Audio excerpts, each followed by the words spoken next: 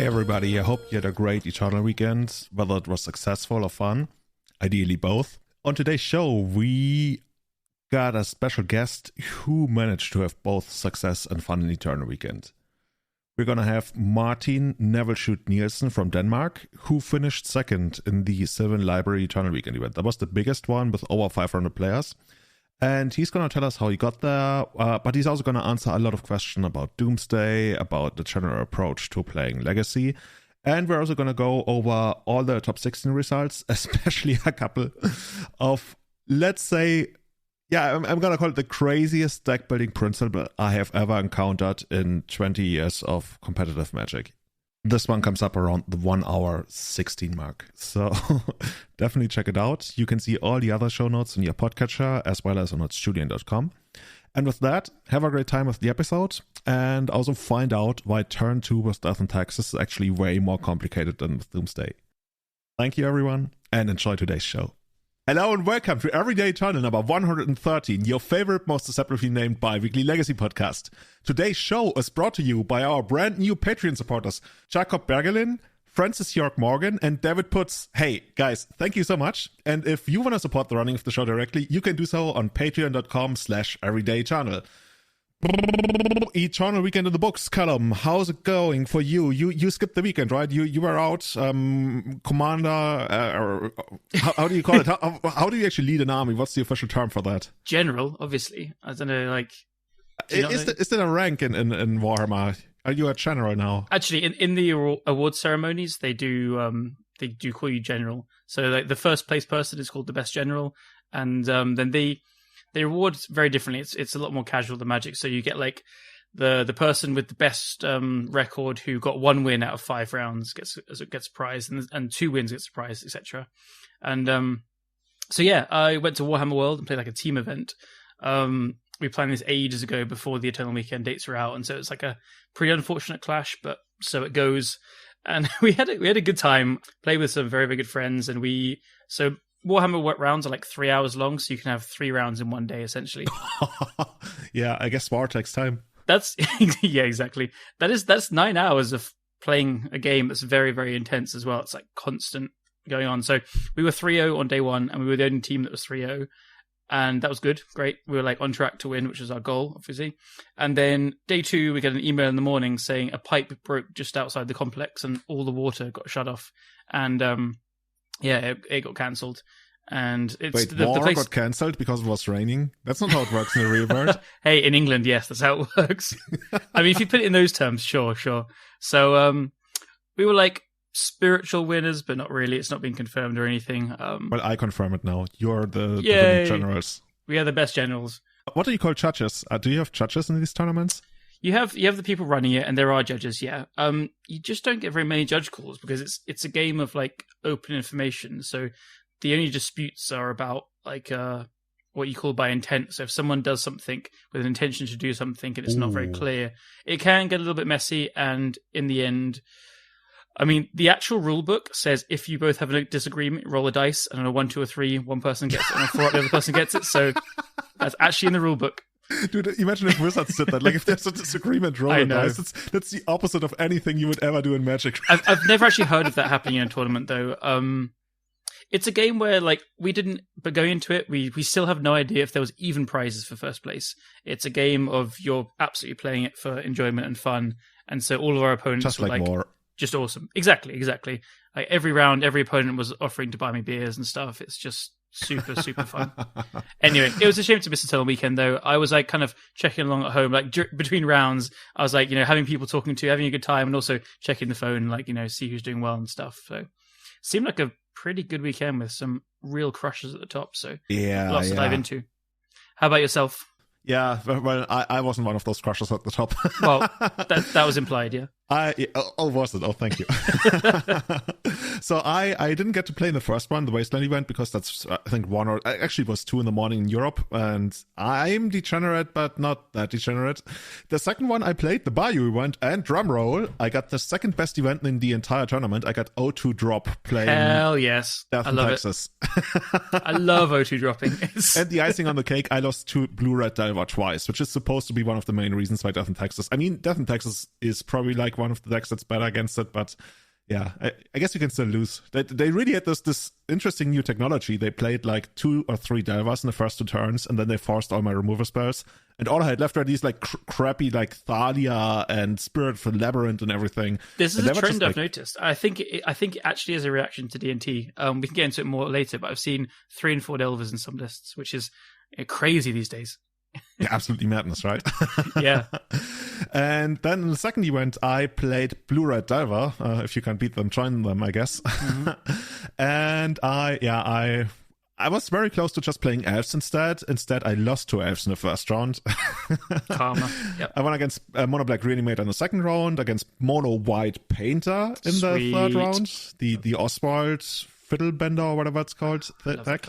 Yep. Yeah, and then I lost to I guess we're going to talk about that deck a little bit more later on, the 4-color Yorion Green Sun Senate lands. Actually, this deck was more like lands. Yeah, it was all over the place, and it was all over me, and I lost to that. And then the 5th round, I won against our, I don't know, current Patreon, former Patreon, definitely support of the podcast, Sven Stolz, playing Blue-Red Delver. And yeah, that was my tournament.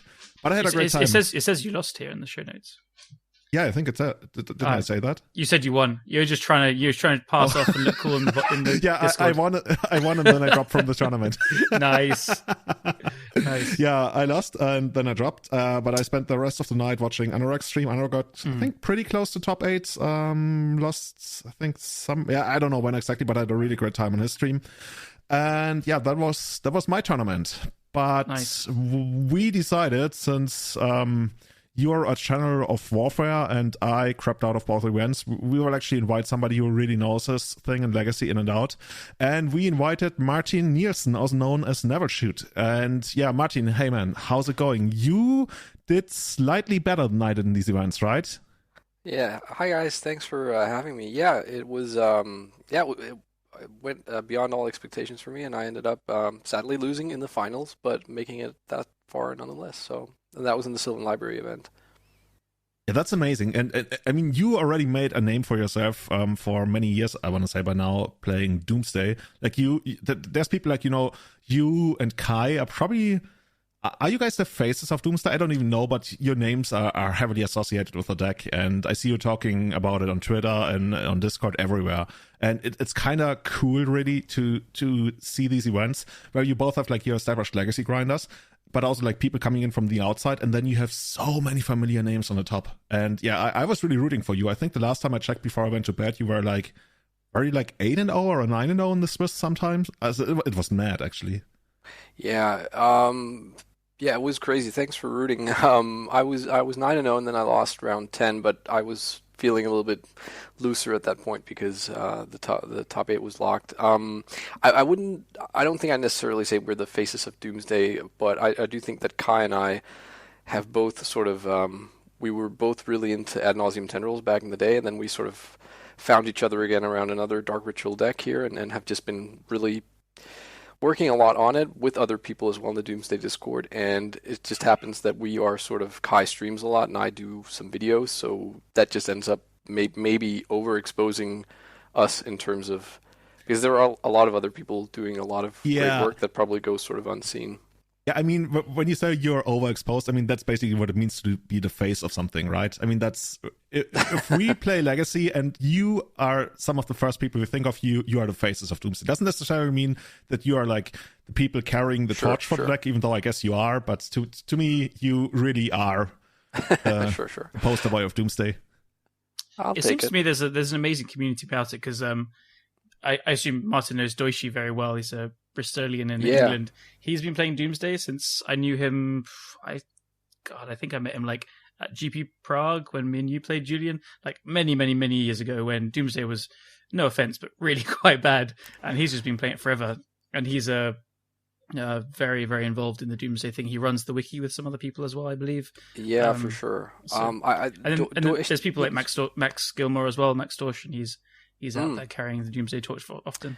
For sure, and Ethan and Brandon as well. I think like there are people who have been, and Doishi is definitely, I think, at the forefront of that, have been carrying the torch for like during the whole sort of barren spell when after Top and Probe were banned and the deck was sort of I suppose the kids call it a meme deck, right? Like the just honestly it was a cool card and a cool idea, but just wasn't, I think, really in a place to do a whole lot in terms of being competitive. And I think in that sense, people like Kai and myself are probably more like tourists that have sort of picked up on a deck that, I mean, I played it pre-Top ban, but not extensively. The old Doomsday Fetchland Tendrils, and I even tried Stephen Menendian's Mean Deck list, which is kind of where the Doomsday we know today has sort of risen from. But I wouldn't say that I am like a flame bearer of like the Doomsday. But you are now. Well, I'm certainly liking it a lot. It's an amazing deck, I think, and it really sort of speaks to me on more than one level. It's amazing, dude. It's gone through such amazing iterations, right? So it's been played in Eternal formats forever, and I used to play it a bit with Top with even the Entreat the Angels sideboard was what really drew me to it. Weirdly, I'd always lose game one because I'd either cast Doomsday or I wouldn't, so I'd lose either way. And then you would sideboard in 3 or 4 Entreat the Angels, and you'd like do crack my LEDs, tap Top, and just win like that. No, it's I think like it has had so many iterations, and I think like if someone really wants a deep dive on the history of the deck, Doishi did an amazing sort of 3 or 4 or even 5-hour interview with Brandon Adams. I think his name is E. Midland, who is like, I think, one of the godfathers of like combo in Legacy. Can you say his nickname again? Because I never knew how to pronounce it. I don't know how to pronounce it either. I just sort no of pressure, Martin. No. I just sort of this is how I would pronounce it. It was E. Midland, but exactly, yeah. Maybe Brandon can chime in. But yeah, they did a sit down where they basically just trawled through the entire history of before it was Legacy and all this sort of stuff. And Brandon is very learned about this. And I think Doishi put it out on his YouTube channel. So definitely, we're definitely gonna link to that then. Yeah. I highly recommend that. That's awesome. Mm-hmm. What were you playing before you got back into the Thassa's Oracle Doomsday stuff? So look, I played Ad Nauseam Tendrils sort of since I got into Legacy, basically, and I really had a lot of fun and had some good results with that deck. And then I kind of then Eldrazi happened, and everyone like suddenly there was a tier 1 Chalice of the Void deck, and I kind of lost my sort of motivation a bit, and that sort of coincided with me becoming a father, and I kind of drifted away from Magic, to be honest, and I sometimes would go and play every once in a couple of months, and I'd usually play Ant. So I was playing Ant, but then not playing at all. And then in, I want to say, January of 2020, my kids were finally sort of old enough that it kind of made sense for me to get a little bit back into paper Magic, and this card got printed, which was in the same set as Thassa's Oracle, but it was called Underworld Breach. And that sucked me in, and I started playing it online a lot. And then it got banned like really quickly. But then someone was saying that there was this guy called Monkeys Can't Cry, who was Ethan, I think, who was tearing it up with Doomsday. I was like, hey, wait a minute, is Doomsday actually playable now? And so I got into it then, and then COVID happened, sadly, so I couldn't play in paper. But then I just really spent a lot of time sort of playing it on Magic Online. So since 2020, I've been playing that. And I guess the answer to your question is, I guess Ant, but not really anything, because I didn't really play for a couple of years up until the point. I heard that you played your fair share of Death in Texas. I did. Being a native of Denmark, it's in the Constitution. It is. So I'm from Copenhagen and have gotten my legacy education in our local game store, Cigar, which is, I think you went there once, Julian, didn't you, for Danish Legacy Masters? Not that I know of, but I've been to Denmark a couple times. Okay, I think I might be mixing it up. Anyways, it's sort of the local game store here. It's pretty big, and we have like 2 weekly legacy events, and usually it draws anywhere from between like 20 to 40 people. So I would be playing there, and it had all these sort of like Thomas Enevoldsen and Andreas Petersen and like Hans Jakob Goddick, you know those guys. So I feel like I ground my teeth there, and there was a lot of death and taxes there, and obviously everyone was immensely proud of Thomas and his achievements with death and taxes. And so at some point I just thought, well, I've been casting Dark Ritual so much, and I'm really crap at like combat math and like playing this other normal side of Magic, I guess. So I wanted to try that. So I did play Death and Taxes for a while, but it was always sort of my second deck to Ant. Do you always start your sideboards with 4 massacres? I usually keep a massacre close by where I'm at. It sounds so weird when you don't play Magic, by the way. Yeah, it does. Sounds rather grim. This is actually on this topic. This is a pretty good segue into one of the first listener questions, which is from Tom Kabuta Mudplia. Is that right? It says, when did you get into Doomsday Life? So it's pretty much answered in my question. I didn't mean to actually ask the same thing. And right. Which of the various versions is your favorite, regardless of win rate? Right. So I think I already touched upon it a bit. Like I was always sort of in love with Dark Ritual combo, and Doomsday just has this allure. I think it always had like this, just like somehow it's like big brain or whatever. You feel like it kind of speaks to that part of your personality that wants to explore and be sort of big brain or whatever. And I'm not saying that that's a reason to pick up a deck or whatever, but I'm just trying to maybe understand why it spoke to me.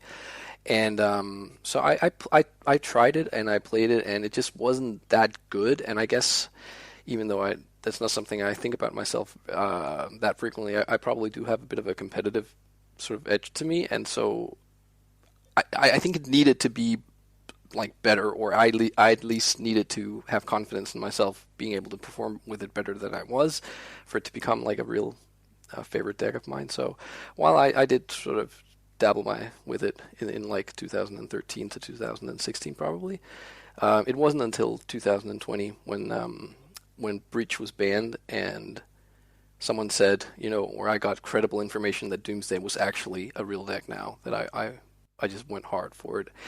And in terms of various, like the different versions, I would say probably I like this might not be a popular answer, but I really enjoyed the Astrolabe build, like when that was legal, when you were able to play like 5 basics and Astrolabe, and you could be very controlly with Teferi, and you'd play Baleful Strix and stuff like that, and you'd be able to have like Terminus in your sideboard.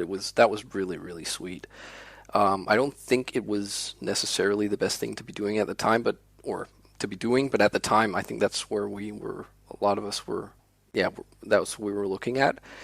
And then I really do enjoy the version that I just played, or any sort of version that is a take on that, which is like big on like you load up on cyclers, because the old versions of Doomsday, I think the ones that with Astrolabe and Teferi and whatever, usually used to play like 2, maybe 3 cyclers, and if you up the count of cyclers, you also increase the sort of the explosiveness of the deck. It becomes a bit more unstable, but it will increase the frequency with which you can go off early. So. And for the longest time, I was not a believer in the card Personal Tutor, but that is also, I think, something where I've changed my mind. And so this version of the deck is also like very close to my heart, and I think it's really good. Is that pretty standard that you're playing 2 copies of Personal Tutor? Because I've seen versions that are running 4 of them, but I'm not super up to date on that. I think it's one of those where it can go any way. if the wind blows really. Like some people like 4, some like 3, 2, and 1. I personally think it is enough of a bad card in enough of situations that I just don't ever want to flood out on it. But if you are a student of the ABCD, which is always be casting Doomsday, then you want as many copies of Doomsday and access to them as frequently as possible.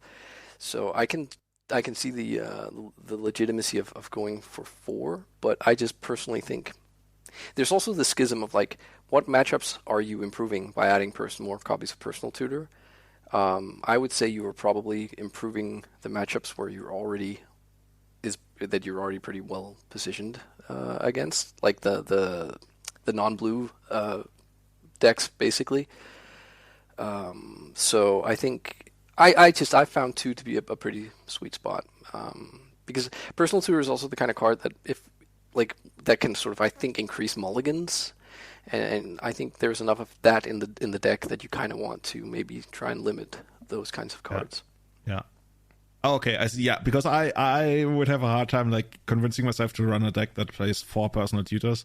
Dude, every time we get in the podcast and we talk about Doomsday, I want to start playing the deck and then I don't. Callum, can you like just like lock me in front of my computer and just make me play Doomsday now? Okay, I'll make you do it. I'll send you the messages every evening. Like, so how many? Do it. Have you eaten your vegetables? Have you cast Doomsday today? I'm just gonna check mark it. Okay, cast Doomsday. Let's move on.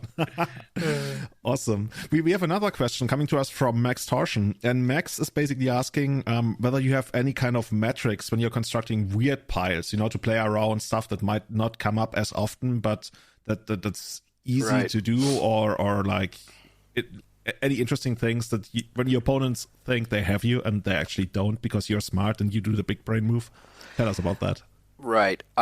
First of all, I'm not very big brained about this. And this version of the deck is a far cry from like the old Doomsday where you would like have double LED and Burning Wish and then wish for Time Spiral and then cast Time Spiral and recast your Doomsday and like storm a million. Like this doesn't, most of the time it's a lot more linear and simple, but I do think that one thing I didn't do nearly at all in the first, like, I don't know, a couple of months at least when I was playing the deck was like consider fetch lands and lands as like cards to put in the pile. Because if you're talking about metrics or heuristics, I think one thing to always sort of work out when you're planning your Doomsday pile is to, like, you have to count to 5, and that's the amount of cards that are in the deck, and you have to draw them. And that can be reduced to 3 cards if you don't fear removal on your Oracle or Endurance, right? So you have to how am I drawing these cards? So like if you have a Cycler in your hand, okay, that draws 1.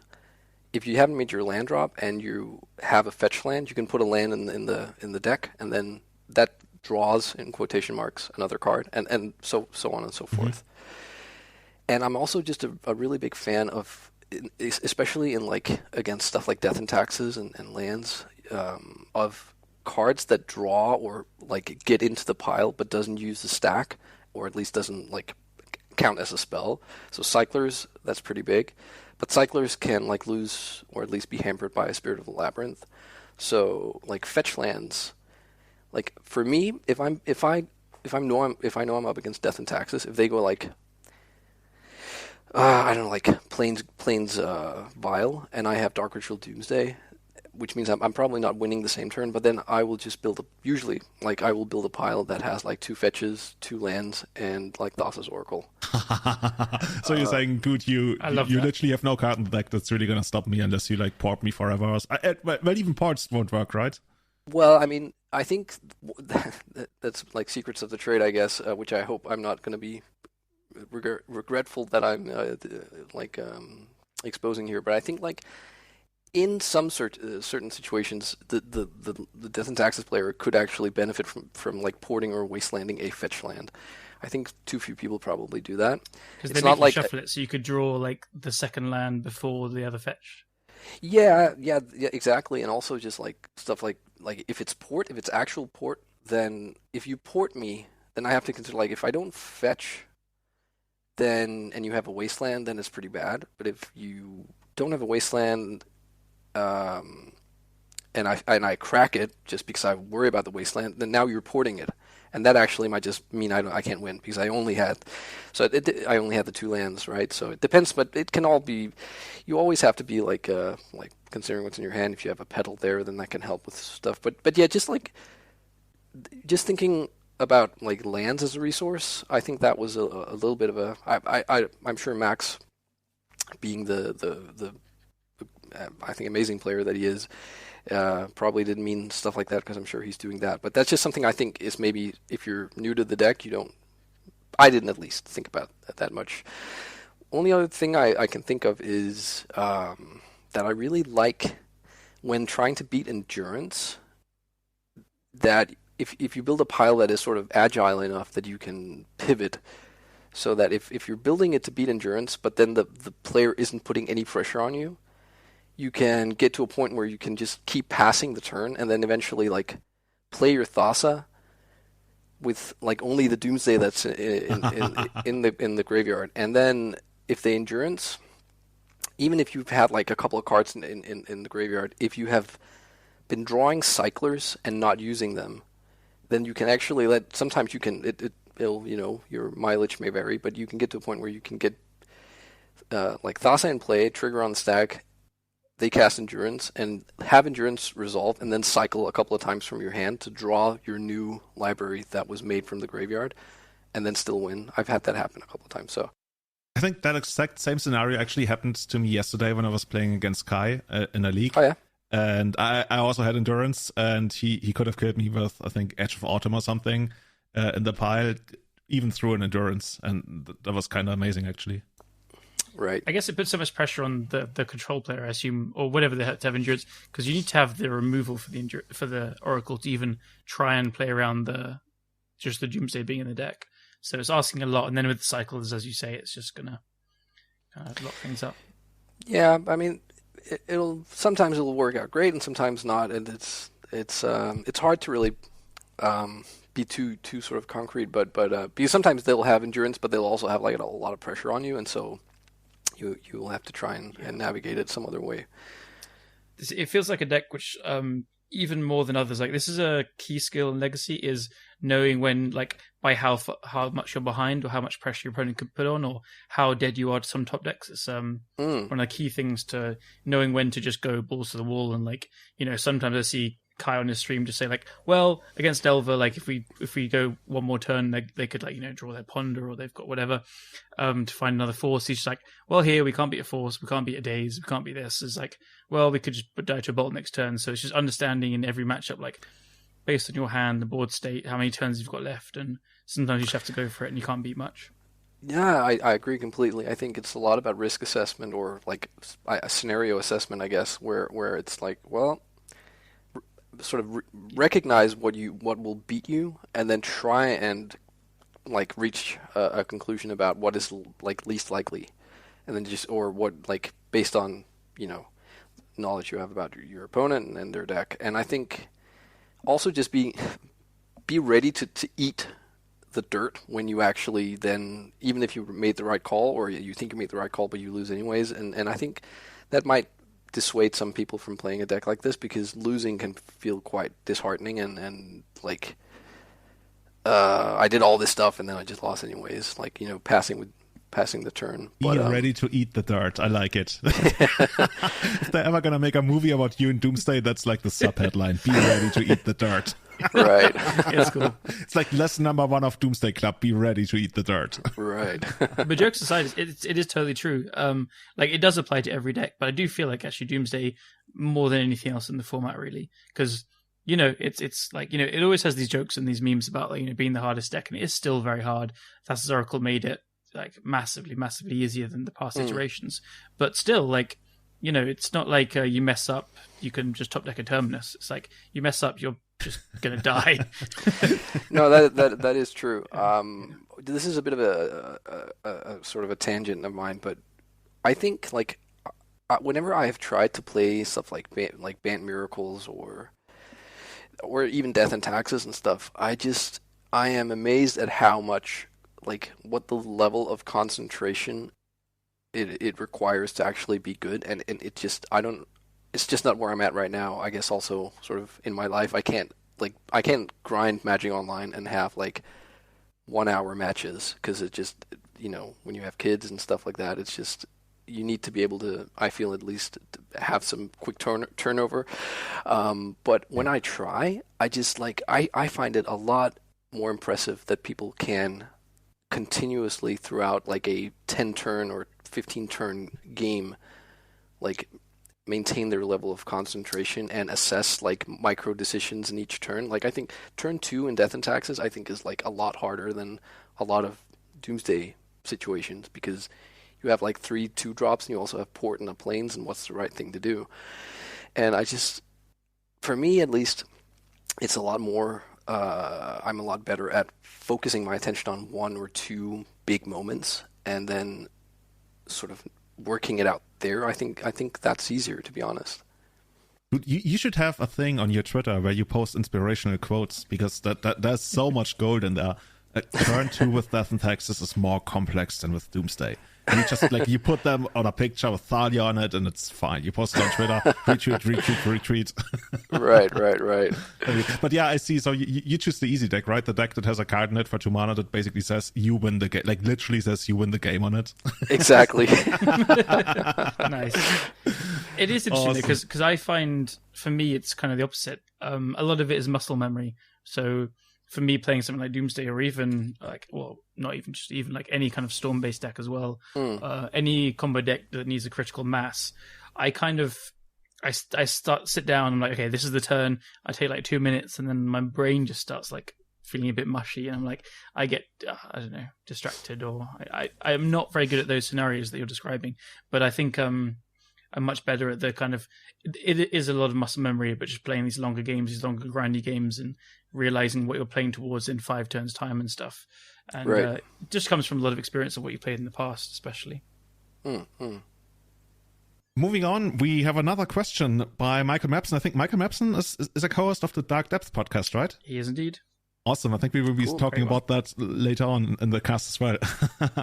So Michael is asking, Martin, if cards get banned from Blue-Red Delver in the next 7 days, will you challenge Billy to a rematch? Billy was your finals opponent. Right. So first, kudos to Billy. I think he played really well. And yeah, so a couple of things about this question. I would not have any problems, or I would actually even really like to play against Billy and then see if I can, get my sweet revenge. But I think that whether or not anything gets banned from Blue-Red, it probably won't influence my appreciation of the matchup much. Obviously, I might be wrong, and I'll admit to it then. But I guess it depends. Like, obviously, what gets banned. But if Ragavan were to go, and Blue-Red just goes back to 4 Delvers and maybe tinkers a bit with some other threats, maybe a Sprite Dragon, or I don't know. It's still Blue-Red, like lots of tempo, lots of mana denial, lots of counter spells, and lots of clock. It's just all the things that Doomsday doesn't inherently play very well against. So I don't think that if something is banned from Blue-Red, I don't think it makes the Blue-Red versus Doomsday matchup that much different than it is today. That would be my guess anyways. But we actually have some numbers. Just in Eternal Weekend, everything combined, Doomsday went 2-11 against Blue-Red Diver, so that's pretty horrendous, right? Yeah, that's not good. So that's pretty bad. And I think it's probably not an indication of the actual sort of matchup, but it's probably not like that far from the actual. Like I have, I think, around 350 matches versus various Delver variants. So this is over like almost 2 years now. So that was also matches back when Dreadhorde Arcanist was a thing, and my win rate is negative, but it's not massively negative. It's like 45-55. But that's me sort of doing my all the best of that work that I can and grinding so hard, trying time and time again with the whole Doomsday think tank to beat Delver. And each of my Delver opponents were probably not having Doomsday on their radar very much. So, oh man, that's almost like tragic, right? You're fighting the best you can just to like get it to even. Yeah, and they just don't even like recognize you. You're just like one of the many. To them, it was Tuesday. Exactly. And I was talking to Doishi about it, and I think, like, I think I agree with his estimate that the true, quote unquote, true sort of like win rate is probably around like 33-35% for Doomsday. Yeah, I think that's actually what at MTG Bending, Phil Nguyen, he compiled the numbers for not only Eternal Weekend, but I think also for the last couple of months. And shoutouts also to Joe Dyer and the whole Legacy Data Collection crew. Sure. And what they got out of it over the course of several months, including several challenges and everything, I think it was a little more than 30%. So kind of in line with what you said. I think that's probably correct. And I think I don't know if there is some hidden sort of strategy that the sort of hive mind of the Doomsday community just hasn't sort of come up with yet, or if some future printing might enable that. But I just think that inherently you're not like the deck that has the fast clock and a lot of counterspells and burn is just always going to be a bit of a struggle for you. And even when they don't play red, if they play green and black and they have like discard, then the deck with the Wastelands and lots of counterspells and fast clock and Thoughtseize and him, that's also going to be a problem for you. I think that's just I think it just goes with the territory a bit, and then you can do like you can have various like experiments which we have had with like transformational sideboards, and like we played back when Astrolabe was legal, we played this really sweet list with Uru and like Belfast. I remember that. It was so much fun, and obviously it sort of it slows you down and makes you less explosive against the rest of the format. So you have to kind of assess that, right, if that's where you want to go. But I think while that did feel like it improved the Delver matchup, I do think that it probably didn't do as much as we were hoping that it would, and is it then really worth it? So yeah, I don't know. In my head, like hearing all this, I've got this like this image of the Doomsday Cabal in the Discord, like plotting all these things. How can we make this Delver matchup better? And then I can just see like Delver players lol bolt you. Just oh dude, that's another meme I want to see on Twitter. I can't tell you how many defeats versus Delver is like it's one thing. It's like, okay, but if their last card isn't Bolt, then I win. And it's Bolt. The trick is you don't think that. You can't think it, otherwise they have it. It turns into it. I think they're like there with their Scalding Tarn in hand, like, oh shit, I'm dead. And then it just pops in. It's a Bolt suddenly. It's like the cable therapy vampiric tutor interaction. Yeah. The Thoughtseize bug is real. It's real in real life as well. Awesome. So another question coming to us from Michael is for Julian. Why Death in Texas? Well, without saying too much, I just always loved that deck. I think I've mentioned it a couple of times when I made like my big decision 2013 to pick out elves. I had really narrowed it down to either like playing elves or Death in Texas, just because I want a deck that plays like actual Magic, where things go like back and forth, and there's like lots of tiny things to do and tricks here and there, and you usually always have like really interesting games. And I think there's probably no deck in Legacy that embodies that more than Death in Texas for me. And on top of that, I mean, the deck has been doing really well lately. So yeah, I picked it up. I ran it through a couple of leagues. I went really well. I think I went like 14-2 with it in the leagues where I played it. But yeah, it didn't work out that well in the Legacy Challenge, unfortunately. So yeah, that was Death in Texas for me. And for Callum, how did you like Blood Sun? So did you get to play that? Yes, so I would rate Blood Sun a 20 out of 20 because I played Michael in a challenge a couple of weeks ago, and I played Blood Sun, and he played a Dark Depths and Force Vigored it. So he absolutely. So it was when I tried Maris List, and he like just completely destroyed us in a match.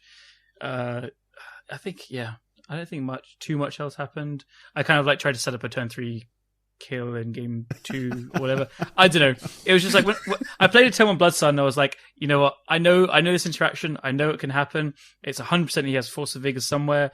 I was like, just hope he doesn't have it. And Can you just explain that you must like not think about the card they're supposed to have, and now you're telling me you were hoping they don't have it? Well, that's the mistake. I played pretty badly, obviously, in the match. Yeah, complete punt. But I got the same result as Julian, which was perfect. I then lost to Blue Red Devil the next round, and I dropped and had a nice day doing something else. But I played it in a few more leagues afterwards, because I think he is actually asking how the card has been. And I do like Marius's list. I think it felt okay into Delver. It's weird because there are these lists that have 4 Volk and 2 Steam Vents, and they do just have natural lands rather than lots of fetch lands quite often. And there's definitely we're talking about Painter, by the way. Yeah. Good point. Marius plays a list with 4 Blood Suns and then like 8 Soul Lands and 4 Khans is the kind of core of it. And it's, I don't know, it felt like there was enough matchups where it's a fine card because it cantrips, but the cost of paying 3 mana wasn't great. So I don't know, it didn't quite click with me. It was good in some spots, but then, as I said, rated it a 20 out of 20 because some spots, ouch. It took a while for me to actually get the 2020 thing. Yeah. Sorry. Perfect score. Exactly. Awesome. So we have one more actually 2 more questions. This one specifically for Martin again, from Marcus Ewald from Sweden. Hey, basically your neighbor, right? That's how it works. Right. Yeah. Yeah. Do I have to play Days in my Doomsday deck in a format not defined by a dominating tempo deck? Well, Marcus, you don't have to do anything you don't want to. And I know you don't want to play Days. I know it sort of rides against every fiber of your land go playing being. But I don't know. I think for me, if the format is not defined by a dominating tempo deck, I mean, for me, Days is for counter magic. It's like to beat counter magic primarily, and then like the secondary use is that you get to Daze Thalia or like a Sphere of Resistance or something. And I don't like. Let's say that Blue Red Delver is like banned, and suddenly is not dominating the format, and another tempo deck doesn't sort of take its place. I would imagine that like counterspell decks are still going to be prevalent, and I still think, unless Daze is actually banned, I still think I probably want to play Daze in my Doomsday deck. But yeah, I don't know. If the format becomes a lot less blue, then I think it's fair enough to ask the question. I think like in my recent in this tournament here, I didn't play that many blue decks, and I think a lot of the times, like, I cited out Daze for Force of Negation against most of my Death and Taxes opponents. That's interesting. That's something I wouldn't have guessed. Okay, yeah. No, basically, it's because the card that matters is, like, post-board is Deafening Silence. And you can't Daze that on the draw, at least. So, and that's pretty much, that's, like, I won't say that's all that matters, but that's like really, really what it comes down to, I think, a lot of the time. So, and you just like, a lot of the times, I don't know, I just like going behind, at least on the draw against Death and Taxes, I really hate Daze. I don't want to go behind on a land drop against the Rashadan board deck if I can help it. I think a version of Doomsday that doesn't play Daze is there now and is probably fine and can probably be tuned and can do well, but Daze is just so good. Based on Marcus's phrasing, I'm sure Predict replaces Daze. Yeah, I mean, that's another 2 mana instant, right? So, and it's blue, so yeah, that's just an easy swap. Okay, cool. So here's another question coming to us from our new Patreon, Francis. And Francis is asking, referring to something we said on, I think, the last or second to last podcast about enjoying the legacy, the format with positivity, even when people are not happy about it. And he's asking, how do you 3 stay motivated to have fun with competitive Legacy, even with a lot of people online super down on the format? I guess I could answer that straight away, but how about you guys? Is there something that like keeps you motivated and energized to just like play Legacy? Yeah, a few ways. One, playing paper. It's completely different to online. I think we've kind of said it a couple of times, like where I just haven't been playing much online recently. I would have played Eternal Weekends. I probably would have tried to play 2 of them if I was around, but I've not played many leagues just because of the return of paper. It's just more fun for me. It's just hanging out with friends. You just see more weird, interesting decks, because I'm just lucky we have our monthlies that I run, and we get like good numbers there. We have our weeklies and stuff, and it's, I get a bit of a joy from it through there. The format at the moment for me is not super interesting. It's not too bad, but it's not like kind of dragging me in. But it's weird because the most fun I've had over kind of the COVID legacy eras has been with like Underworld Breach and Luris. So I'm not really sure what I'm asking. You're absolutely degenerate, man. So I don't know. Yeah, it does. It feels like the format has been this kind of weird circle of kind of Delver based deck or like Oko and now Uro kind of base control, and it's just, yeah. So for me, not playing online has been a way to have fun recently. I would actually pretty much just echo that. I've been getting into paper Magic in the last couple of months for the first time since COVID, and that's been amazing. And in Copenhagen, there's some, you remember the old sort of quote-unquote gentleman's agreement with Mystical Tutor? Yeah. Well, there is an actual sort of, I would say, unspoken gentleman's agreement that no one really plays Ragavan.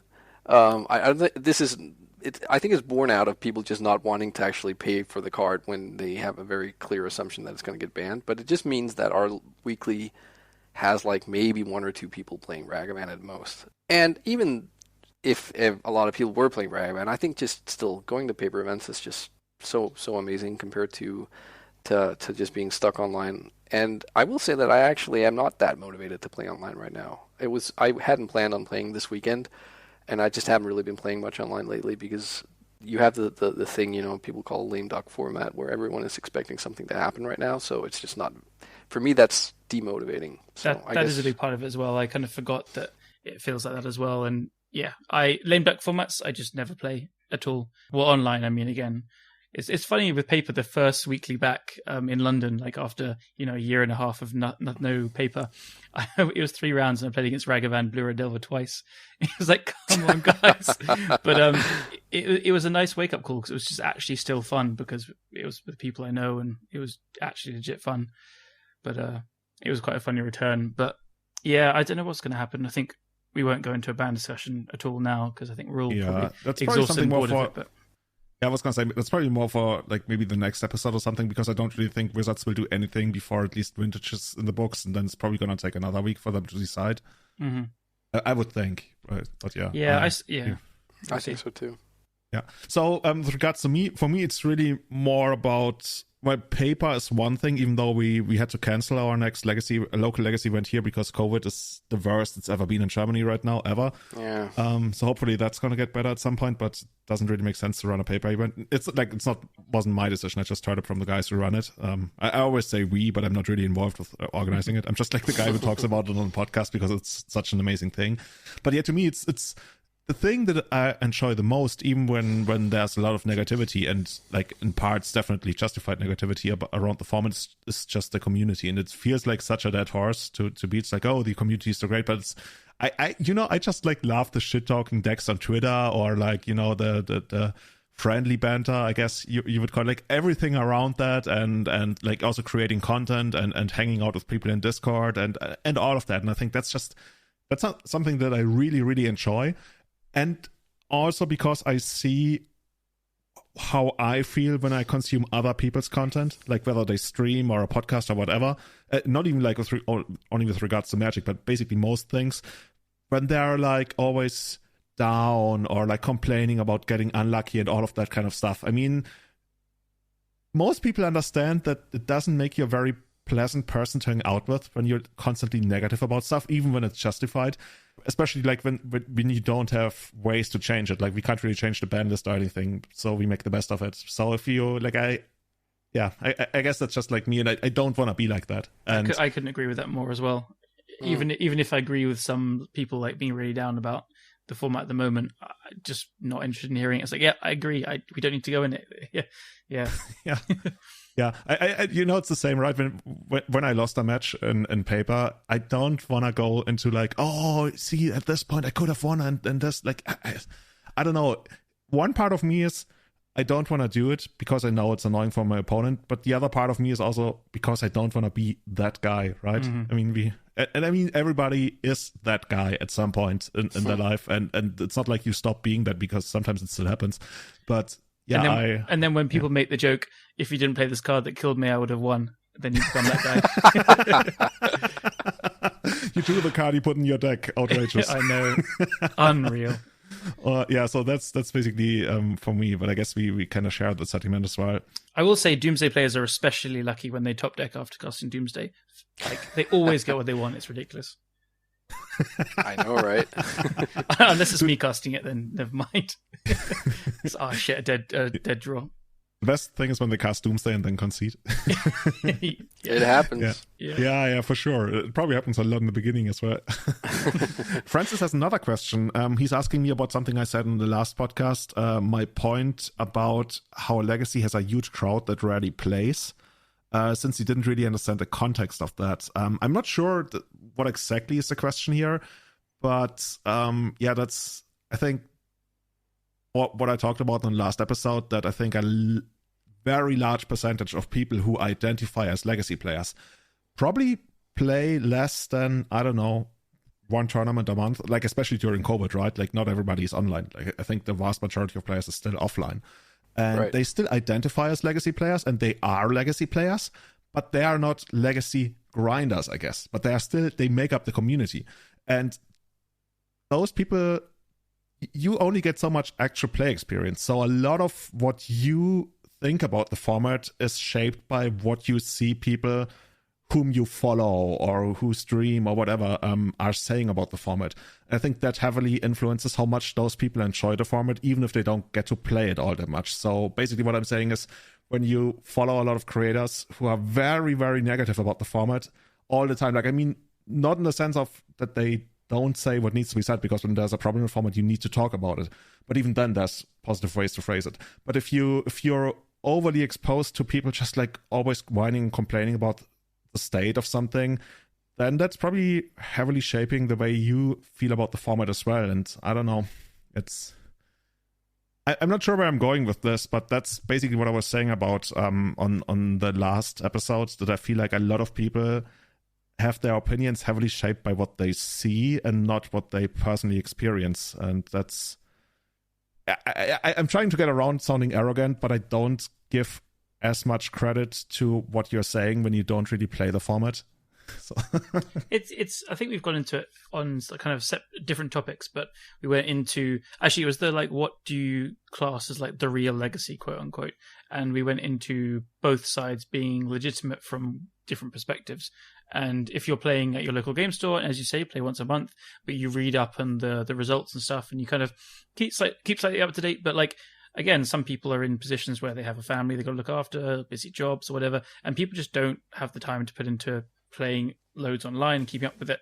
Like, I think this wasn't what you were trying to say, and by saying you're not trying to be arrogant, but like they just do have a different perspective of it, because they haven't played against Toman Ragavan Daisy like 50,000 times, and yeah, it's a little bit different. But I guess that's a bad example still. But yeah, it's just because I've been on that, well, quote unquote, other side of things in other games where I barely ever played, but I had like the strongest opinions about stuff. Like, oh yeah, you need to change this, and this is not balanced, and that, like in StarCraft and stuff, and especially in StarCraft 2. After I kind of stopped playing, but I still thought I was playing, but I wasn't really playing. Yeah, I was the guy who complained about Terran all the time on Wings of Liberty. Terran's my favorite, actually. Oh, you should join us when we play Brood War. Actually, It's been a while. Marcus still plays. I want to join Marcus next time. Anyway, so yeah, that's what I think about that. And then actually we have one more question, just came in right before the podcast, coming from us from the Hackbird. Is Inspired Idea an interesting card for Doomsday, or are there any other Crimson Bow cards that could be played? And for those who don't know, Inspired Idea, sorcery, 2 colorless and a blue, draw 3 cards. your maximum hand size is reduced by 3 for the rest of the game. You can cast it for 5 mana, 3 colorless and 2 blue, and then it's just Ancestor Recall. The clause about removing your hand size. Like you can call it Kicker. It's fine. It's basically Kicker, right? Yeah. It's basically a 3 mana card, and then there's Kicker, colorless, and a blue, and that removes that clause about reducing your hand size. Right. Well, I explained that really, really badly. Yeah, on the podcast. So I think for the context of Doomsday, you probably won't be like casting it for its cleave cost. So it is then a blue mana and 2 colorless to draw 3 cards, and then with a downside, which is that your maximum hand size is reduced by 3 for the rest of the game. But like the current, I think the obvious slot that this would be in contention for is the current Ideas Unbound slot. So Ideas Unbound is 2 mana only. It's blue, and it says draw 3. It's also sorcery, and then at the end of the turn you discard your 3 cards. So so you could replace that with Inspired Idea, and if you only plan to cast this the turn you win the game, it doesn't matter that your hand is reduced. But I would say that I don't think there is really any upside to this over Ideas Unbound, which is a mana cheaper. I don't think casting it for its cleave cost is ever supposed to be an argument here. And if you want something for that mana cost, there is Meditate, which is an instant, and then costs blue and 2, but then draws 4. But you have to skip your next turn. So I think that draws a card more for the same mana. So I think I would try that out before trying this out, but I don't know, and I don't want to speak for the Doomsday community as such, but that would just be my take. You better get used to it. You're on a podcast as the Doomsday expert now. Right. Okay. I was the poster boy, right? That's what you said. That would be my assumption for the card as well. It's like the blue I can see sometimes being a bit awkward, but like you set up piles where it's not, and like the difference of a mana is going to be much more relevant, especially against days in the format and stuff. Yeah. And in terms of the other part of the question, which is other Crimson Vow cards, I haven't sifted through the entire set at all, but one of my friends, Janus Andersen, and Janus actually top 8 at Legacy GP in Birmingham, so he's not, he knows a thing or two about Legacy as well. He has been playing Doomsday recently, and he pointed me towards this card called Reckless Impulse, which is a common from Crimson Vow. So it is red and a colorless for a sorcery. It says exile the top 2 cards of your library. Until the end of your next turn, you may play those cards. And Janus is really high on this card, and initially I thought about it as well in the place of Ideas Unbound as a way to like draw more than one card. But I don't think that's where you want to look at this. Maybe just as a sort of, a draw 2, basically, that lets you, you keep them for a turn anyways, and you can cast them. I don't know at all if this card has what it takes, but it's at least interesting, especially because red is often the tertiary color of Doomsday. Not always, but often. So. Yeah, we have seen people play Night's Whisper and Predict and stuff in Doomsday, so you can build to be slower and things. We're going to have to actually edit this bit out, I'm afraid, because last episode I said this card is amazing in Ruby Storm and absolutely terrible in everything else, so you're making me sound terrible, Martin. But, sorry about that. It is a very cool card, actually. I think it is quite powerful as well. Yeah, I don't know if we'll have to wait and see. Yeah. But I think if red was a heavier splash, or like if you found another tool in red that you sided like red in, I guess, because like you play Pyroblast with red mostly, right? Mm-hmm. Yeah, so then like I guess you'd want 2 mana and draw 2 against the same matchups as Pyroblast probably, but like I don't know, do you even need that? Is the first question, and like are you doing that against Wasteland decks as well? I don't know. Yeah, I'm not sure either. There's a lot of unanswered questions. Time will tell. I might give this a whirl at some point, but yeah, we'll see. I'm not overly optimistic, but it's a 2-mana draw too. Even with some restrictions, is that doesn't get pyroblasted is definitely sort of interesting. Talking about transitions that don't make sense at all, let's talk about the results of Eternal Weekend. So, as most of you know, we had 3 big events this weekend, and you could win amazing prize. Actually, the prize structure wasn't all that amazing. I guess there's not too much value in going into it, but apparently the payout was pretty horrible. But first place gets a painting. So we had a painting of Wasteland, a painting of Mayu, and a painting of Sylvan Library up for grabs. And I guess we're going to start out with the very first event, right? That was the Wasteland event on Friday. These things are, just to say, they're very top heavy because the painting can be worth like up to 10k, right? Like, yeah, 10,000 usually. Very, very, like, so super, super top heavy. And for a lot of players, it's like the just doing well in an Eternal Weekend is the prize itself. It's very renowned kind of events. So you gotta say that, right? Because you both made top 8 once. Yes, exactly.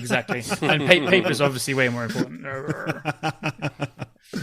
So yeah, the Wasteland event, 54 players, and I guess we're just going to go through the top 8 and then also going to talk a little bit about the interesting lists that we see in the top 16 because there's some real spice there.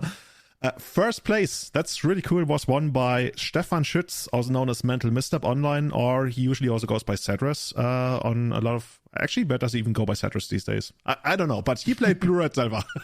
And he's Austrian, one of the best Austrian Legacy players I've ever known, and he took down the entire thing, even though he complained about that his list was actually trash. That's so him as well.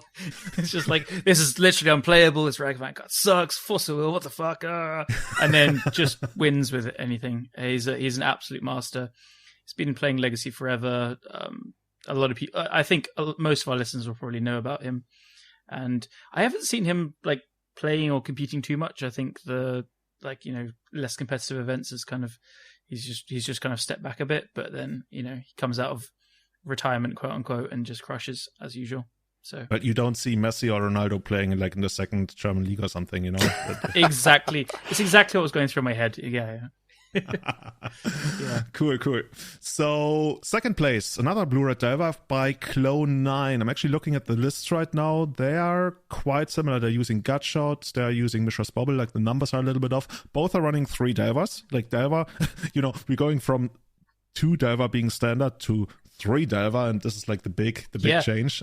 Well, you know what? It's funny because, going from 2 Delver to 3 Delver is like not the craziest, most exciting thing. But my assumption is this is a bit of a reaction to have more good cards against Death and Taxes. Yeah, actually, that's a really good point, right? Also, Ghoul Dukat, one of the Legacy Overminds. I think he won the Legacy GP in Niagara Falls or something. Mm-hmm. Daniel Götzsche, he got another top 8, also playing Blue-Red Delver, and he was actually playing 4 copies of he's Delver. in the same top 8 as this one, I believe. Yeah, he's there as well. 7th, yeah, 4 Delver. What a world, I never thought I'd see the day.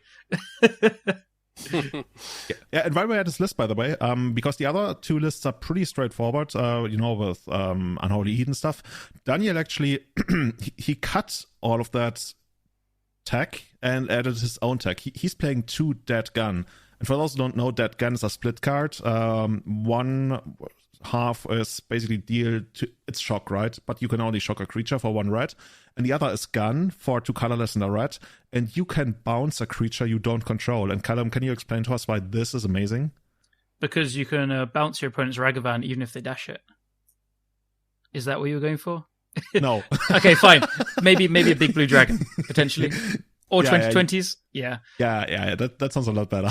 But this is amazing. I will say it lines up very, very nicely in the font right now. It's pretty clever. This is a Daniel card. He's played it in like Rug when Ghosts and stuff are everywhere. He's played it in a lot of Delver lists. I think he just really likes the card. But it does line up nicely now because it kills the Ragavan. It's just more removal for that, so it can slot in for that what's it called? Unholy Heat slot. Yeah, then the bounce creature, as I said, there were some like depth players out there as well, but I think probably helps with the dragon mostly. You do this list leaves yourself a lot weaker to endurance because you are going back to the full 4 Delvers, and you don't really want to bounce an endurance. It doesn't do much, and you need to 2-for-1 yourself against endurance now. But if he's expecting lots of mirrors, then I can see it being probably better than Unholy Heat. I'm not sure. I'm a bit skeptical of it, honestly. Yeah, it's going to depend a lot, right, on how many endurances we're going to see going forward, because I had that exact same problem that you mentioned when I played that list, because I straight up copy-pasted the list from Daniel when I played in Eternal Weekend, and it feels really bad when your opponent's casting endurance, like really, really bad, and there's not much you can do about it. On the other hand, if you're playing the mirror and your opponent gets the Dragon Rage Channel down, it's kind of like a main deck Pyroblast almost, in that you get not Dragon Rage Channel, Murktide Region. I mean, it's kind of like a main deck Pyroblast, and that you all of a sudden now actually get to deal with the dragon instead of just like looking at it in awe, and that's kind of cool. Yeah, sometimes you just like you see their name is paying costs, and you're like, oh shit, I'm dead. But it does give you a little bit of an out. Yeah. So looking at the other lists, we have in third and fourth place semi-finalists She No. Sorry, I'm not trying to make fun of it. That's what it looks like. She No. And they played Green-White Depth. By the way, one of the most successful decks of the entire weekend, judging by win percentage from what I've seen. Is there anything special we see in here? Looks pretty straightforward, right? Yeah, I think this deck just is great. I think it's very good against Delver. I'm kind of surprised to not see it more and more and more. There was a weird little resurgence, like a blip, where it was played a lot more, I guess a month or two ago. But now it seems to have calmed down a little bit. But I think it's an amazing deck. Yeah, I see. Actually, in the sideboard, I'm seeing Seeds of Innocence. That's a card that has been talked about a little bit more in the last couple of weeks, at least in my experience. Yeah. And that's a very old sorcery from, is it Mirage? It is. Yeah, 1 colorless and 2 green, bury all artifacts. And then each artifact's controller gains an amount of life equal to that artifact's casting cost. So I guess that's your attack against 8 cast. Yeah. Boo, leave my artifacts alone. Yeah, my friend was playing that in his lands list in the tournament yesterday. Oh yeah, I can like with lands when Acast gets out of control, and then you only really have like Tabernacle to maybe somewhat control them. Yeah. I wonder if they set it in against as a Saga decks, like the kind of Jeskai or Blue-Red Saga mid-range decks. Probably not. Well, is it better than Force of Vigor, because Force of Vigor can take out the land? Yeah, well, yeah. You would board in the one Force of Vigor in the sideboard, but I'm thinking if they bring them in as well. I guess it depends on the sideboard mapping as well, right? Yeah. What you're going to bring in. And it's a pretty hard hitting against 8cast, right? And 8cast has been really popular this weekend as well. It has. So would you say this is where the old aggro loam deck has moved towards, or Dude, nobody knows. Like aggro loam is like floating around the room everywhere. It's like here, it's there. It's like talking to your ex-girlfriend, it's talking to your current girlfriend. You have no idea what's actually going on with aggro loam. Yeah, that's a good way to put it. This feels like the sort of like the child of Maverick and aggro loam. See, I would have said it's like the continuation of actual depths as well, just not turbo, like the slow depths as well. Yeah, that's a good point. So it's all three had a big party together. 9 months later. Exactly. And then they wake up in the morning and everybody's too scared to ask what actually happened, so they just like keep playing this mishmash of a deck. 9 months later, Elvish Reclaimer is born. And but it's an awesome deck. It's another one of those decks that's, I mean, it plays Magic, and I mean that sounds probably like weird when you can just like sometimes make a 20/20 flying, but it's kind of cool, and that it also has these like really grindy draws. And there's nothing more dreadful than when I see an active Elfish Reclaimer or Knight of the Reliquary on the other side of the board, and they have a Flagstones in play, and I'm like, oh my god, the card advantage is getting out of control. Just twin, like just concede. You're done. It's so good. Yeah, that's what it felt like to me. The other semi-finalist, Lewis MJ, very well-known legacy grinder, not only legacy grinder, I guess, on 8cast, Speak of the Devil. Mm-hmm. This one is without the red splash that we went into last week from the Swedish innovations, but otherwise looks pretty stock. Like, he's cut the 2 LEDs and the 2 Echo Vions that we like all saying was not very good. So yeah, this looks like just a great, pretty standard build. And yeah, as you said, great deck, continues to do well. Yeah, there's also the one of other spell bump. I guess that's something you can get off your Urza Sagas to bounce Yeah. I'm trying to remember. There was like one specific hate berry we were trying to bounce, but I can't remember. I think it's Tidal Regent. That's a hate bear, right? That's a hate bear on your life total. Exactly. I do kind of question. Yeah.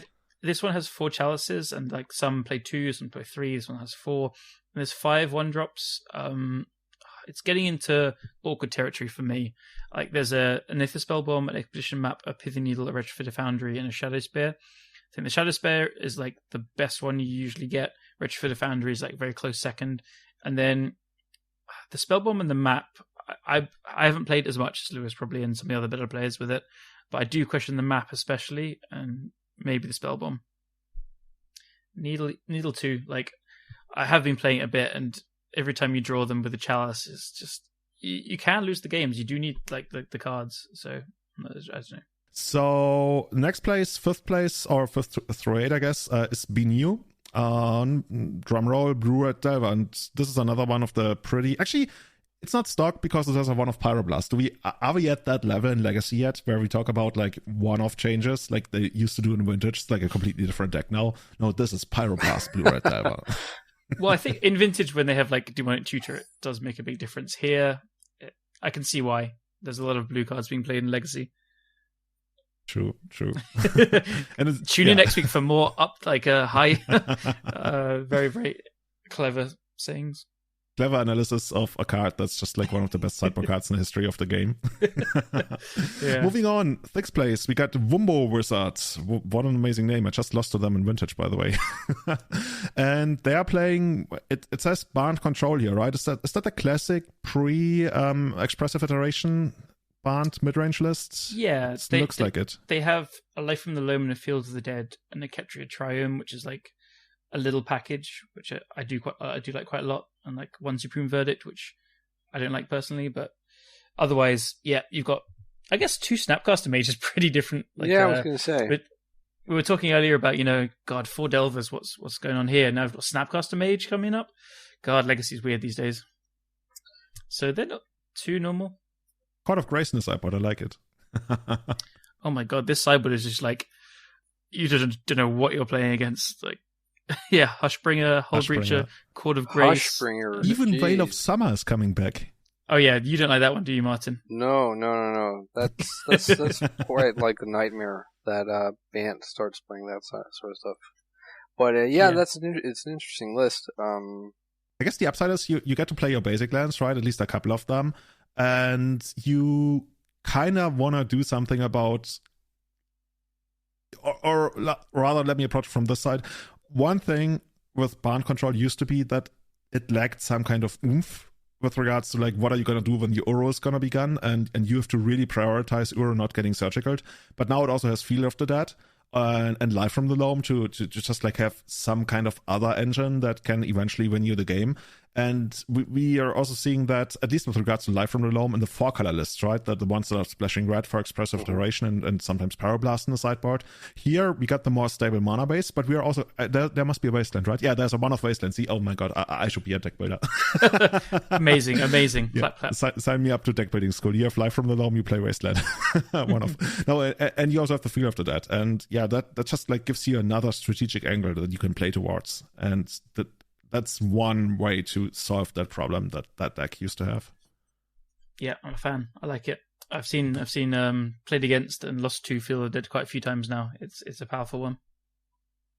Then in 7th place, yeah, we already talked about that. We have Daniel Götzschel, Gul Dukat, Blue Red Delver, the very innovative 4 Delver Secrets list. And then in 8th place, the name says X-Whale, and I didn't even know that, but that's actually Newton Hang, right? Who was playing elves in this event. Big surprise. Yes. I think Newton also won the trophy race in the last season. So X-Whale is a pretty well-known modern grinder, but his handle doesn't have the capital X. So that's why it's an I? Is it an I? I think... Or isn't it E? Or actually, no, wait. It is. His name is X-Whale as well, but I think he just doesn't have the capital X. Newton's put a capital X in this one. No, that doesn't make a difference, whether it's capital or not. But actually, you know what? I was so confused on how the name is actually spelled on the Magic Online results page, because on the Magic Online results page, it's an I. It's XY. So yeah, it's when you spell it like with a capital I, it looks like a lowercase L.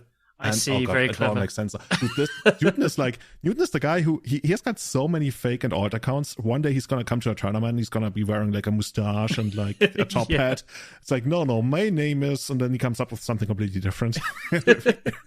I was going to ask you, Julian, about this list. What's your take on the Singleton Wasteland in the elf sideboard? I like it. It's basically like a tactical tool that you have available, right? It's not something you want to like do on a strategic level, as in, I'm going to constrict their mana and then I'm going to cast stuff like somewhat off curve and stuff. It's just like something you have available to either like get rid of a tabernacle, which is often quite annoying, or you can preemptively get it, and then it's just like another thing you have against a potential Dark Depth combo. Right. That's interesting. Yeah, I think it makes sense. When you have Reclaimer already available, right? You have the Bojuka Bog in the main deck to cover a lot of like graveyard stuff that's going on. And yeah, I can't emphasize enough how annoying both Tabernacle is. Like, people say Tabernacle, oh yeah, easy, you just get Cradle. Yeah, but Cradle gets Wasteland as well. Mm-hmm. And sometimes it's just like easier to either Assassin's Trophy. Yeah, this list is Assassin's Trophy as well. It's basically, if you're playing black, you across the board usually play Assassin's Trophy over Abrupt Decay. Like, ever since Murktide Regent really became a thing, there's very little reason to play Abrupt Decay anymore. Makes sense. Elves had a very good showing, right? I mean, Newton is always crushing with the deck and he does amazing with it, but I think I saw quite a few others in the top 8s and top 16s. Yeah, especially in the second day, right? We're going to get to that in a moment. Yeah. I think it put like 3 in the top 8.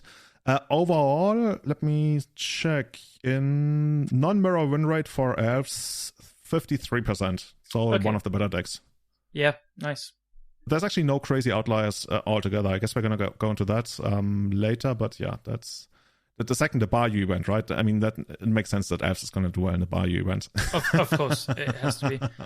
So I'm going to jump the gun here because in the pre-show chat, he was like, Julian, I'm going to get you to talk about it. Julian, what do you think of the list in position 14? It's the Mona Lisa of Legacy deck. So tell us about it. It says Barn Spellseeker Senate. What does it say in brackets? It's in brackets. It says 67 cards. Yeah. Main deck, and it's played by CF Suck 3.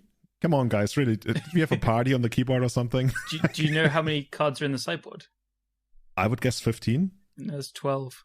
Are you fucking kidding me? There's no way. It's true. Are you kidding? So, oh my god, it's 12. This is like this is the perfect Mona Lisa. Now it's a little bit damaged to make it more authentic. So it's just like, I can't explain it. I'm too pea-brained. They have a Twitter post explaining it. So we'll link it as well because it's interesting and people might have questions. But they said... people will have a lot of questions. Yeah. But like they explain it, and I'm not going to say it's right or wrong, but like they have reasoning for it. So first of all, just to explain the deck very quickly. It's like it has Source Plowshares, Brainstorm, Icefang Quaddles, and Uro, and Force of Will, and Prismatic Ending.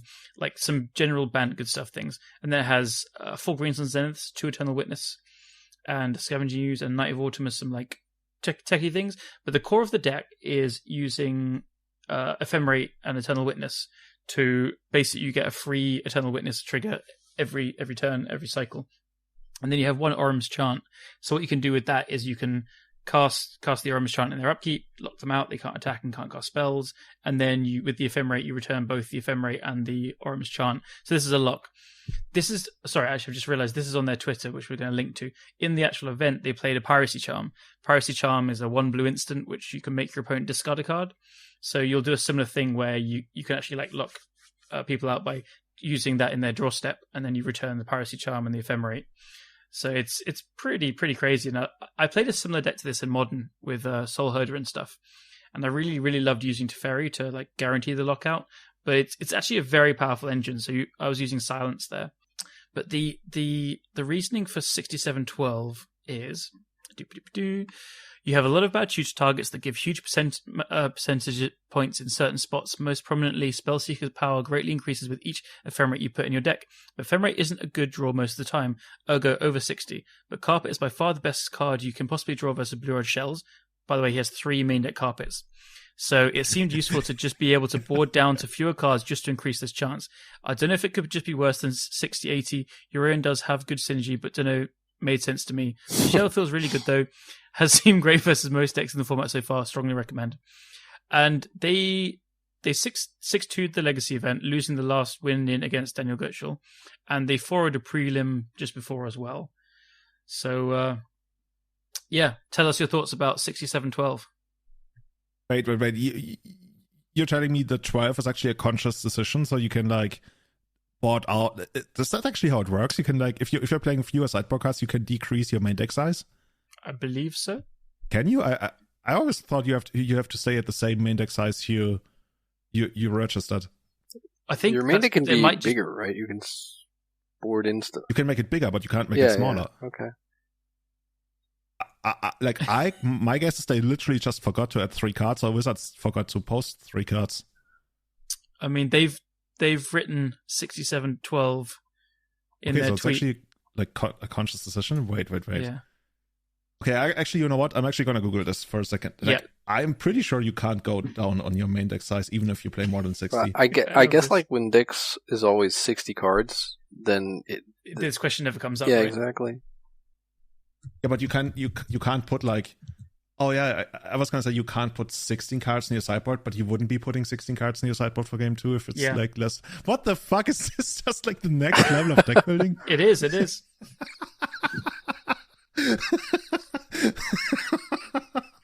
Oh my fucking god, this is insane. This is absolutely insane. And it doesn't stop there, right? They also have like, I don't even know, Everbrook Caretaker. That if anybody here listening to this knows what Everbrook Caretaker does, consider yourself, I don't know. I know exactly what this card does because I absolutely detest and hate the ability Hexproof.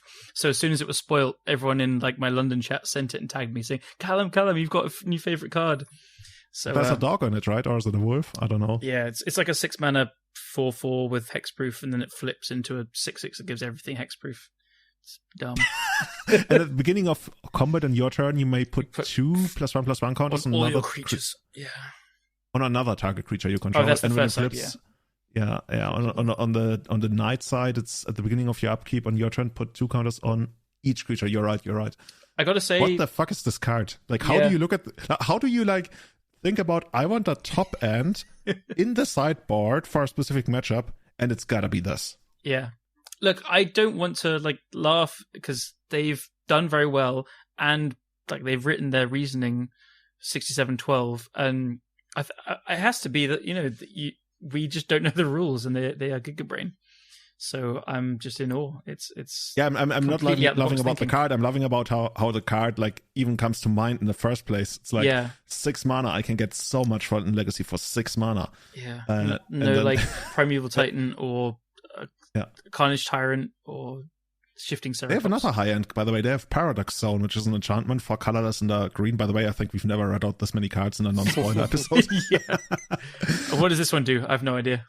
Yeah, it enters the battlefield with a growth counter on it. What it does is it triggers at the end of turn, and it doubles the amount of counters on it, and then you create XX, rather a 0/0 creature, and it gets X +1/+1 counters on it. So on the very first turn, I think it creates a 2/2, then a 4/4, then an 8/8, then a 16/16, and so on and so on. Yeah, once you get to like turn 8 or 9, you'll be right there. What matchup do you think this is for? Well, I guess it's like pretty good against anything that's trying to handle your permanent stuff. Yeah, I was just gonna say like prismatic ending decks. True, very good point. Yeah. Wild. My hat is tipped to you, CF Sock 3. Well, there's an Angel's Grace as well. I guess Angel's Grace is cool in the sense that you also can't lose the game, right? So you can win against Doomsday and has split second. Yeah, this deck, this card just sort of sucker punches Doomsday. If you ever want to be sure to beat Doomsday, just play this. This is amazing, dudes. I know one person who's immediately gonna stream with this, and that's Phil Gallagher, right? Yeah, probably. Gotta be it. I don't know. I'm gonna play this. I love it. It's super sweet. What if it actually becomes a format all-star? And I wonder how many people are actually gonna go to like 67-12. I need to like just think about this more. It's just I don't know. I can see it also being like not right, quote unquote, and you just want to have more options available to you. But their reasoning was like, there's enough matchups where you want to cut the 3 carpets, and and then just don't want to have to bring these like 1 of or 2 of sideboard cards, which are bad in the matchup in. But did they actually say on Twitter that they do that thing where they take out like 3 cards from the main deck and put them in the sideboard? They must do. Wait, you're just, I thought that they actually said that, because to me it's so weird. Yeah. I'm actually, you know what? I'm actually going to look this up, and I'm going to edit it in whether it's possible or not, so the listeners can actually know, because we actually don't know, right? Yeah, let's find out. Hey, Future Julian here. I just looked it up, and you can actually do this madness. According to tournament rules 3.16, which specify that you don't have to exchange cards one by one, which usually, means you can bring in more cards than you side out. That's the rare thing that you sometimes see. But in this case, it can also mean that you can side out more cards than you bring in, which is absolute madness. Loving it. So back to the episode. Cool. So, by the way, there's also JPA 93 in the top 16 now. And Utley playing Mono Red Painter. Dude, there's so many known grinders here. That's amazing. Yeah. Namasquats as well as a grinder. Soul Strong. Yeah. Awesome. So, why don't we move on to the bar event, also known as 3 elves walk into a top 8 and have a big party. That's pretty cool. So that event had 319 players. It was the smallest of all the tournament weekend events that weekend. First place, we have Jörg Heinrich, also known as Aaron Relentless, on elves. So I don't know why he made a new thing, but a new account. But yeah, I guess that's just like a thing for elves players. You make a new account to hide your true identity. It's just weird when it's actually your straight up name. Yeah, it must strange. be like. Yeah, playing in a Eternal Weekend. If you do well, you want your name out there, the recognition. That's true. Actually, that's a really good point. Oh yeah. So I think this looks like exactly Newton's List. They talk together all the time. They play together. They're very, very close, I believe. So it looks like exactly the same. Sideboard is somewhat different. I think Jörg is playing a crop rotation in the sideboard. He's playing 1 fewer Force of Vigor. He's only playing 2 instead of 3 copies. I see. Okay. Yeah. But I think the rest is pretty similar. I mean, strategically, it's very similar anyway, and I think the main deck is basically the same. The only thing I would need to look up is the number of Virtual Rangers, but I think Newton also runs 2. Mm-hmm. Sounds right. So yeah, great job by Jörg. I think Jörg has been grinding on Magic Online for quite a while, right? You always see him like in the challenges and showcase challenges and stuff. And yeah, this is your big breakout finish. Enjoy your Bayou painting, man. Yeah. Amazing player. Great achievement, yeah. Second place, we have another 4-color Yorion Thunder deck by Taliska. And that is... Yeah, it's one of those decks. These Yorion Zenith decks with like Primeval Titan, I've really only seen 2 people play it a decent amount, which has been McWinsource, which is very, very well-known Magic Online player of all formats, and then Tim Wilder, American guy. He used to be like very involved with Miracles and stuff. He's always saying he does well with these. Sorry? Tim Wilder, isn't that an actor? Could be. I don't know actors very well. So but, he's also a Magic player. I assume Tim Wilder is then the person who finished 3rd in yesterday's tournament, right? T. Wilder 3, yes, who was on the same list. He did indeed top 8. Yeah. Oh, there we go. It is indeed him. I clocked that earlier. I was like, yeah, I should mention that. And then... Oh, yeah, all right, sure. Good catch. So, in what ways are these decks actually different from the other Yorion Barn mid-range deck lists that we see? Because I see this one's actually splashing black instead of red, right? So black is for Leovold and I guess Prismatic Ending flexibility. And Grist. Oh, Grist as well. Yeah, good point. I'm lost in all the deck lists now. I'm trying to find my deck. Oh my god. Yeah, so and this one's also playing for Abundant Growth, which is, I guess, one of the very first things people tried to do when Yorion came around in Legacy. Mm-hmm. Yeah. These lists, so yeah, there was a few, right? So there's this one here. There was, and also in the event yesterday, there was 2, I believe. Bit of a breakout, right? Yeah, Gershi played it as well. Tim Wilder, as you mentioned, and this event as well. Where is this actually coming from? Is this really originating from Tim Wilder's head? Because it's kind of been there for a while, but it never really splashed black, I believe. I don't know. Does it actually have Plague Engineer in the side? Oh my god, it has Plague Engineer in the side. Of course it does, yeah. I don't want to go through this again. I know that Tim has been playing and saying it's a good deck for like a long time, like a year plus in the Miracles Discord and posting his results. I don't think he plays tons online, so it might not be where like other people get the idea from, because McWinsource plays it a lot as well. He plays it in all the prelims, and he's just an amazing player, so it probably gets posted quite a lot. But so I'm not quite sure of the exact origins and stuff, but it's got all the normal Force of Will, Soul Splashes, Prismatic Ending, bunch of cantrips, but then it has the ability to go over the other decks, I think, because it has the Field of the Dead and Primeval Titan with Green Sun Zenith, and then you also have this whole toolbox with Green Sun Zenith, as you all know very well, where it has the Knight of Autumn, a Leovold, a Remnant Excavator and stuff. So you're really just using, I guess, the mana you gain from playing a slower game, it's using that better than the normal mid-range decks. You still have 3 Euros, of course, as well. Yeah, interestingly, you also have 4 Wastelands, and I guess the way you make it work is you also have Acceleration and Green Sun Senate and one of Birds of Paradise. So I guess it's somewhat easier to Wasteland when you're also playing Acceleration, as opposed to, like, you know, the other, the 4-color Yorion decks, or even like the 3-color Band decks that are playing that are playing Loam and a Singleton Wasteland. Yeah, I guess it's because it has the Remnant Excavator. It's just, it can be so brutal if someone just doesn't have an answer for it and you're bringing back a Wasteland each turn. It can lock people up pretty fast as well. Yeah, I guess at this point we really don't call it control anymore, right? This is like straight up green mid-range with like some other colors showing up. Yeah. Yeah. I don't know. This is like... it's a pile of cards in these colors.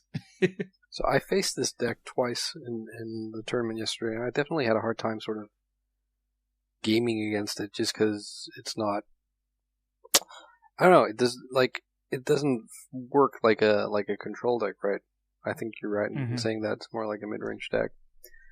And I haven't been playing against a lot of blue mid-range for a while. I think they've all been more sort of skewed towards control. I guess you as a Doomsday player, you're pretty scared of Leovold, I would assume. Yeah, like Leovold effects are just like traditionally pretty hard to beat, so we really don't want Leovold in play. But then when the deck that's casting Leovold also has like 8 forces, probably post sideboard, I think, or no, maybe 6. Yeah, six forces. Seven main already. But then there was Wasteland. Yeah, it's just like I brought in like red blasts in one of these matches, and ended up sort of boarding it out for game 3 just because it didn't really feel like like, you know, there are a lot of like there aren't that many obvious red blast targets aside from Leovold. I think you don't want to bring in red blast just to counter Force of Will. Yeah, I guess it's just like one of those decks that are really awkward to figure out what your role is supposed to be, what your strategy is supposed to be, and they heavily capitalize on that because they can just like play their game and they see which cards they draw and how it's going to work out. But you have to decide ahead of time, what is my strategy going to be, how am I going to sideboard? Like you mentioned, right? You brought in Pyroblasts, then you realized, that doesn't really feel all that right, so you took them out again. Yeah, exactly. Like you want Pyroblast when your opponent is like a bit more heavy on stuff like Meddling Mage and like Teferi and Narset maybe. But at the end of the day, like there just isn't that much to Pyroblast here aside from counterspells.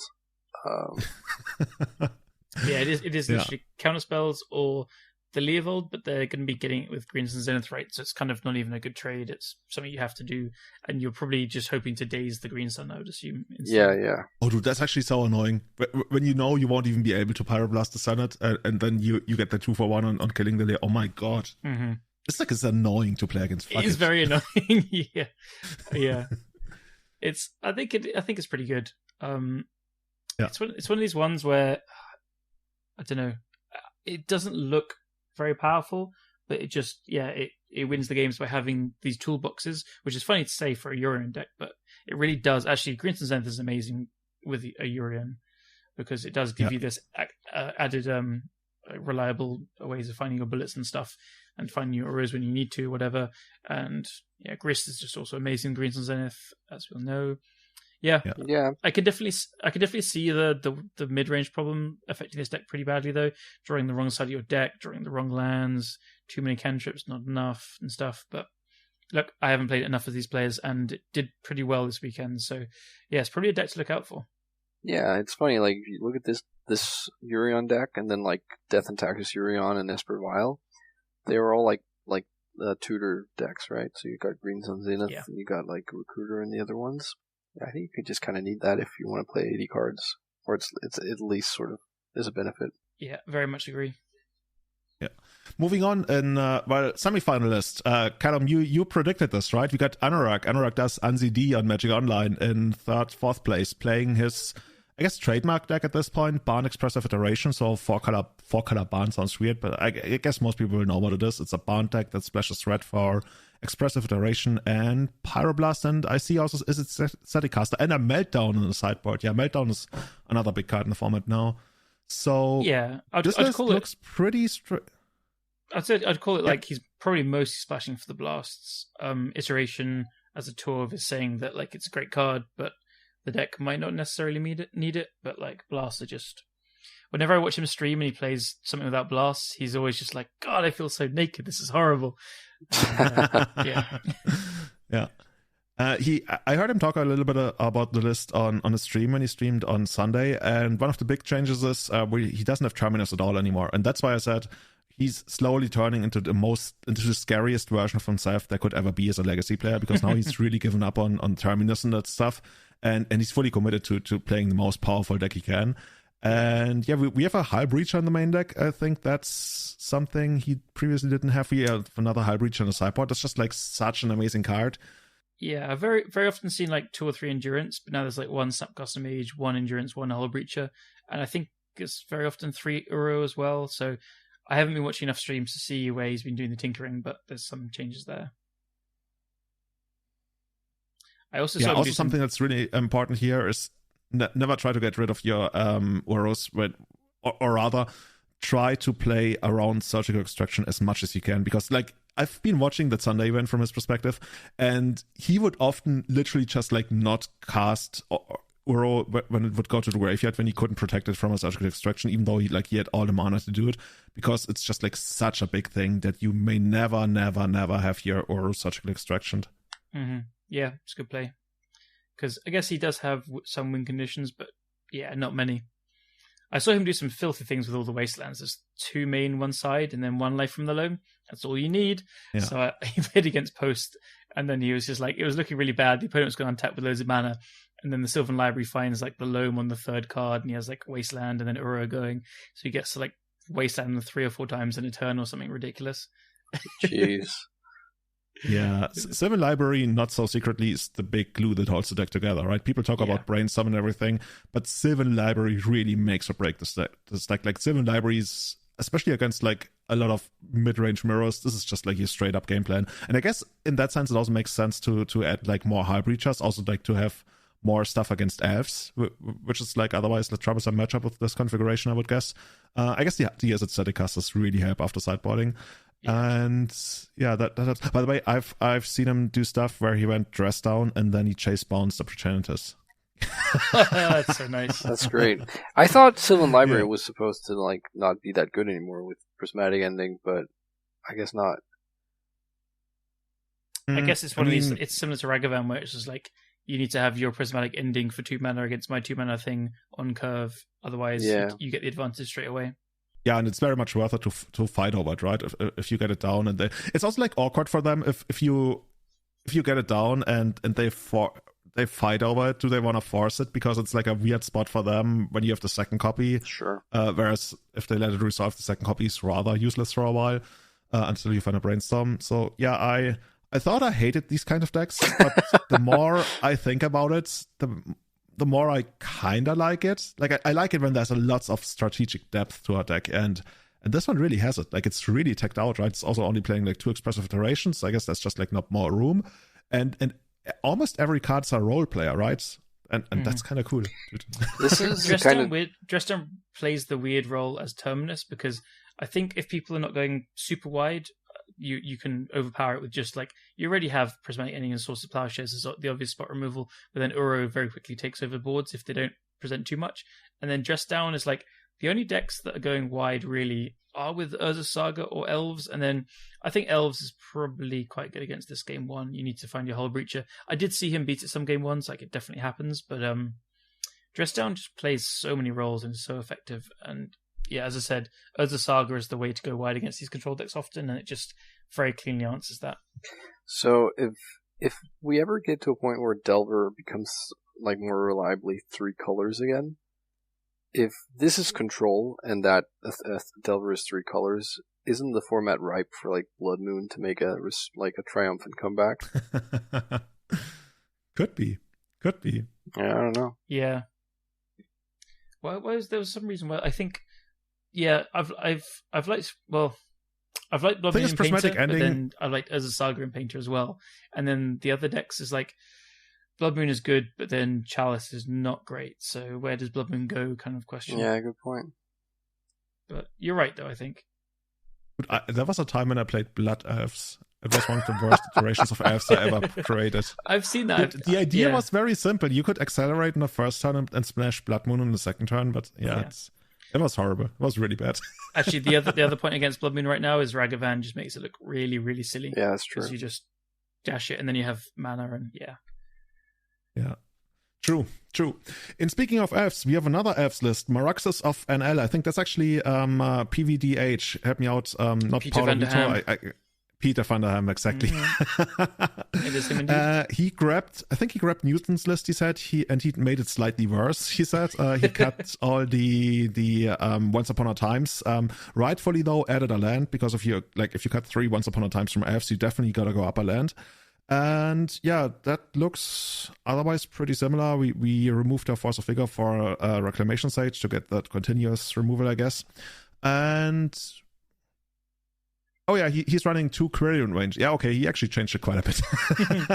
He's running 2 Quirion Ranger, which always helps with the mana, gives you a little bit more ramp. I don't hate it, but I've really been enjoying Once Upon a Time in elves, so I would probably still go with Once Upon a Time. 2 Quirion Range looks so funny to me because the card is always so amazing whenever I've played it, but I guess, and even especially with Reclaimer, but I don't know. I wonder whether that really comes up all that often. Because whenever I play the Reclaimer list, I rarely use Reclaimer, just because it's such a big tempo loss, at least in the early game. But later on in the game, there's not too much value to be gotten with it, like when you want to use it twice. So for me, it's like the most important thing is for it to be like a 3/4, which is always like the most inconvenient size for your opponent. And also having access to all these silver, or rather like the most important silver bullets in the deck. So yeah. I don't really want to use it twice early on in the game, and in the mid game there's less reason to do it. So I guess it's also actually, never mind what I just said, like untapping the Reclaimer is like 4 mana to get 2 activations as well, which doesn't seem like what else wants to be doing. Never mind.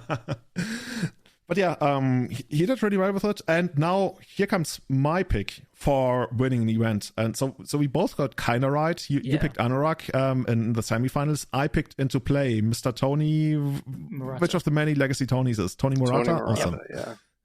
Tony Murata, very well-known Green Post player, right? Mm-hmm.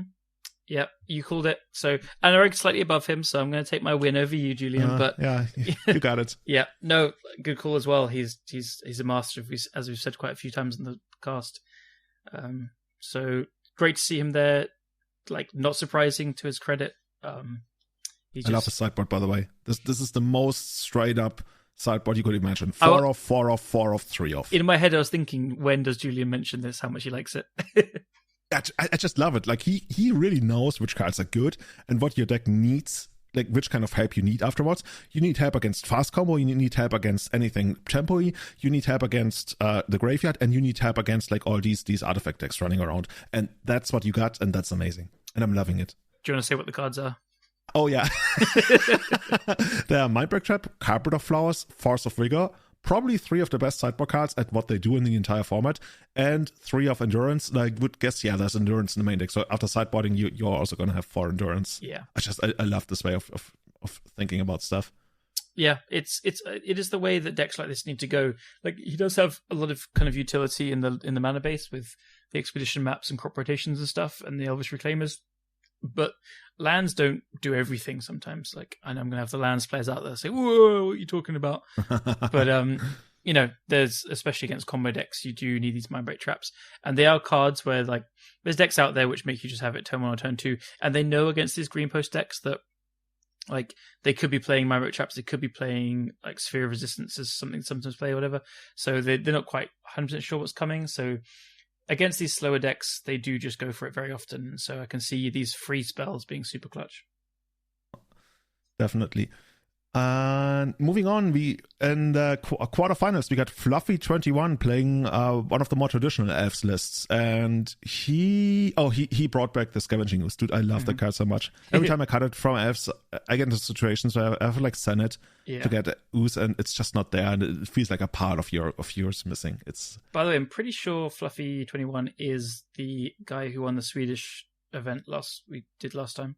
Oh yeah. We only got. Oh, okay. So Sweden making another great showing here. Mm-hmm.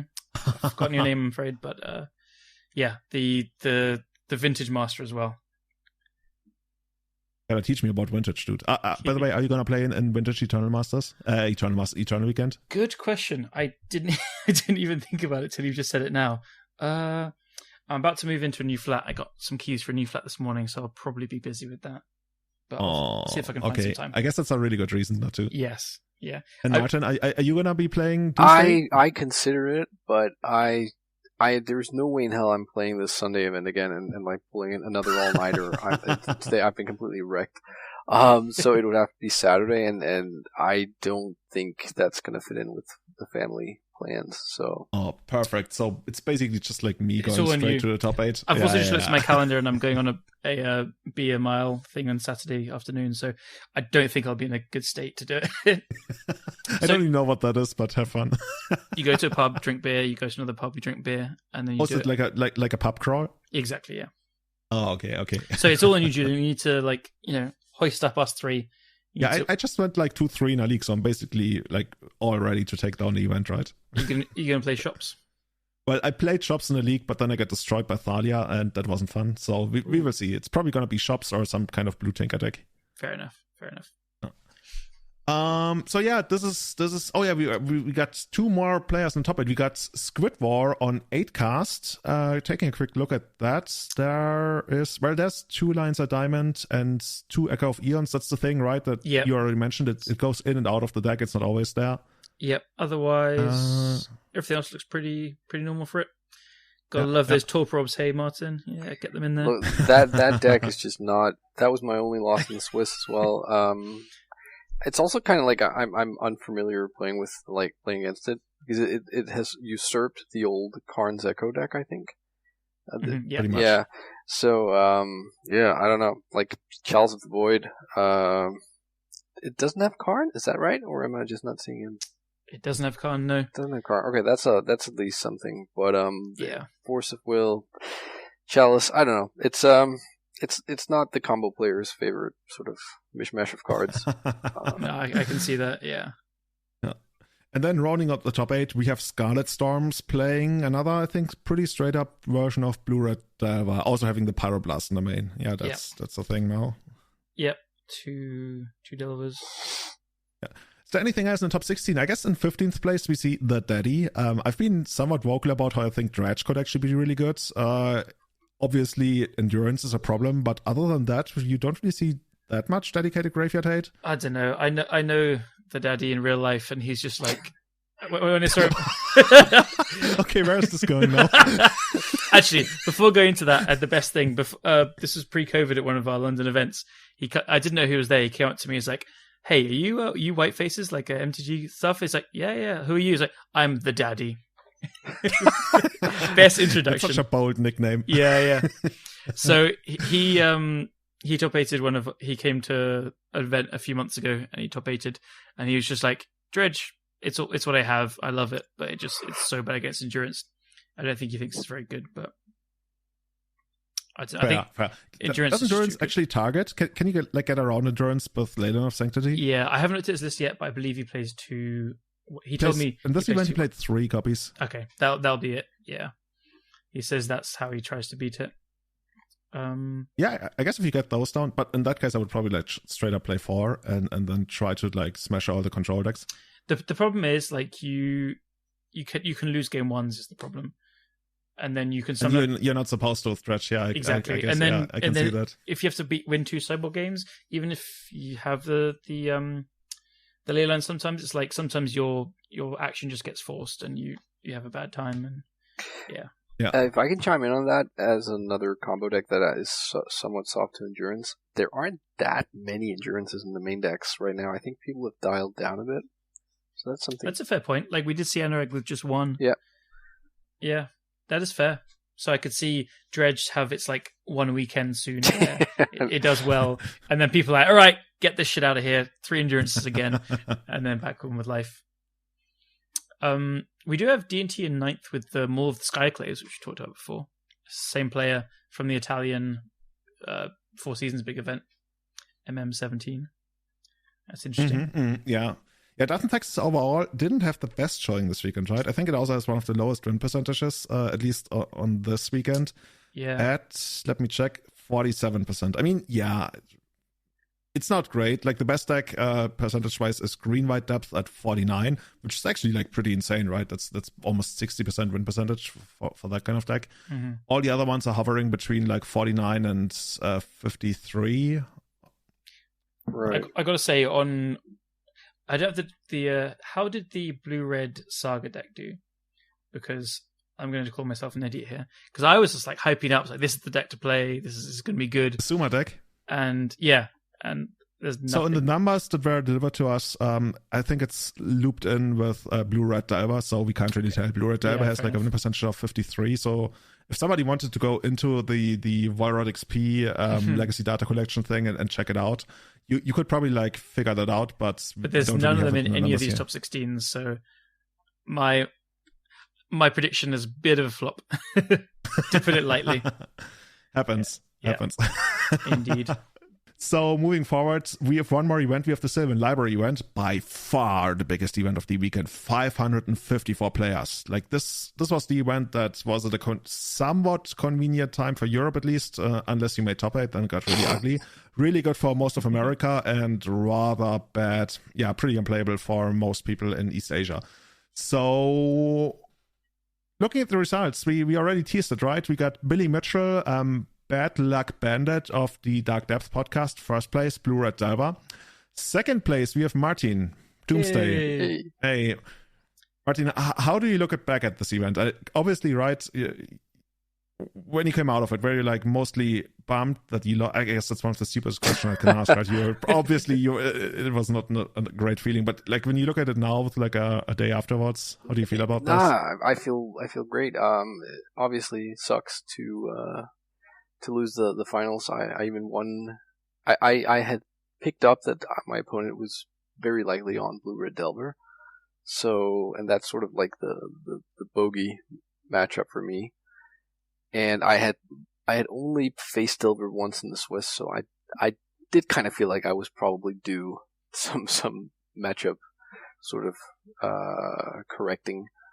Yeah, and I took game 1, so I was, then losing the following 2 ones was kind of rough. But I do feel incredibly happy to have even top 8 it. It was great. It wasn't that great in terms of the time, as you mentioned. Like when I signed up for it, I hadn't planned on playing in any of the events, and I was like, oh, hang on, 7 p.m. that's pretty great. And then I just didn't really think that I would be playing all night, but yeah. But yeah. Do you want to go over the rest of the top 8, or do you want me to go through the? Yeah, actually. Well, why don't we quickly finish the rest of the top 8 and some of the top 16 without going too deep into it, and then we're also gonna hear from you, and I think we're gonna close it out from there. Sounds good. So for the rest of the top 8, we already discussed the 4-color Yorion deck Tim Wilder played. Then in another semifinals, finally we see Death in Texas.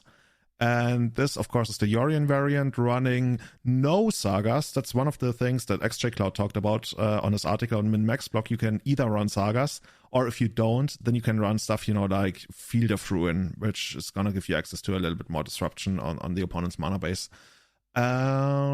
Looks pretty stock otherwise. Quarterfinals. Oh, yeah, finally a chess guide. Like this is the event where we see all the decks that I thought we would be seeing more of in the other events. We have a Cheskai Saga here. And this is, I think, actually one of the greedier Cheskai Sagas. You're not only playing Cheskai and the Saga, you're also playing the Wastelands. because that was one of the things that people dropped for a while from the deck, and now it's back again. It's full on greed, and I think that's not a bad thing to do if you really want to gun for the very top. You just like go full on greed, and you hope that's gonna work out. And if you know your mana's bad already, just make it worse.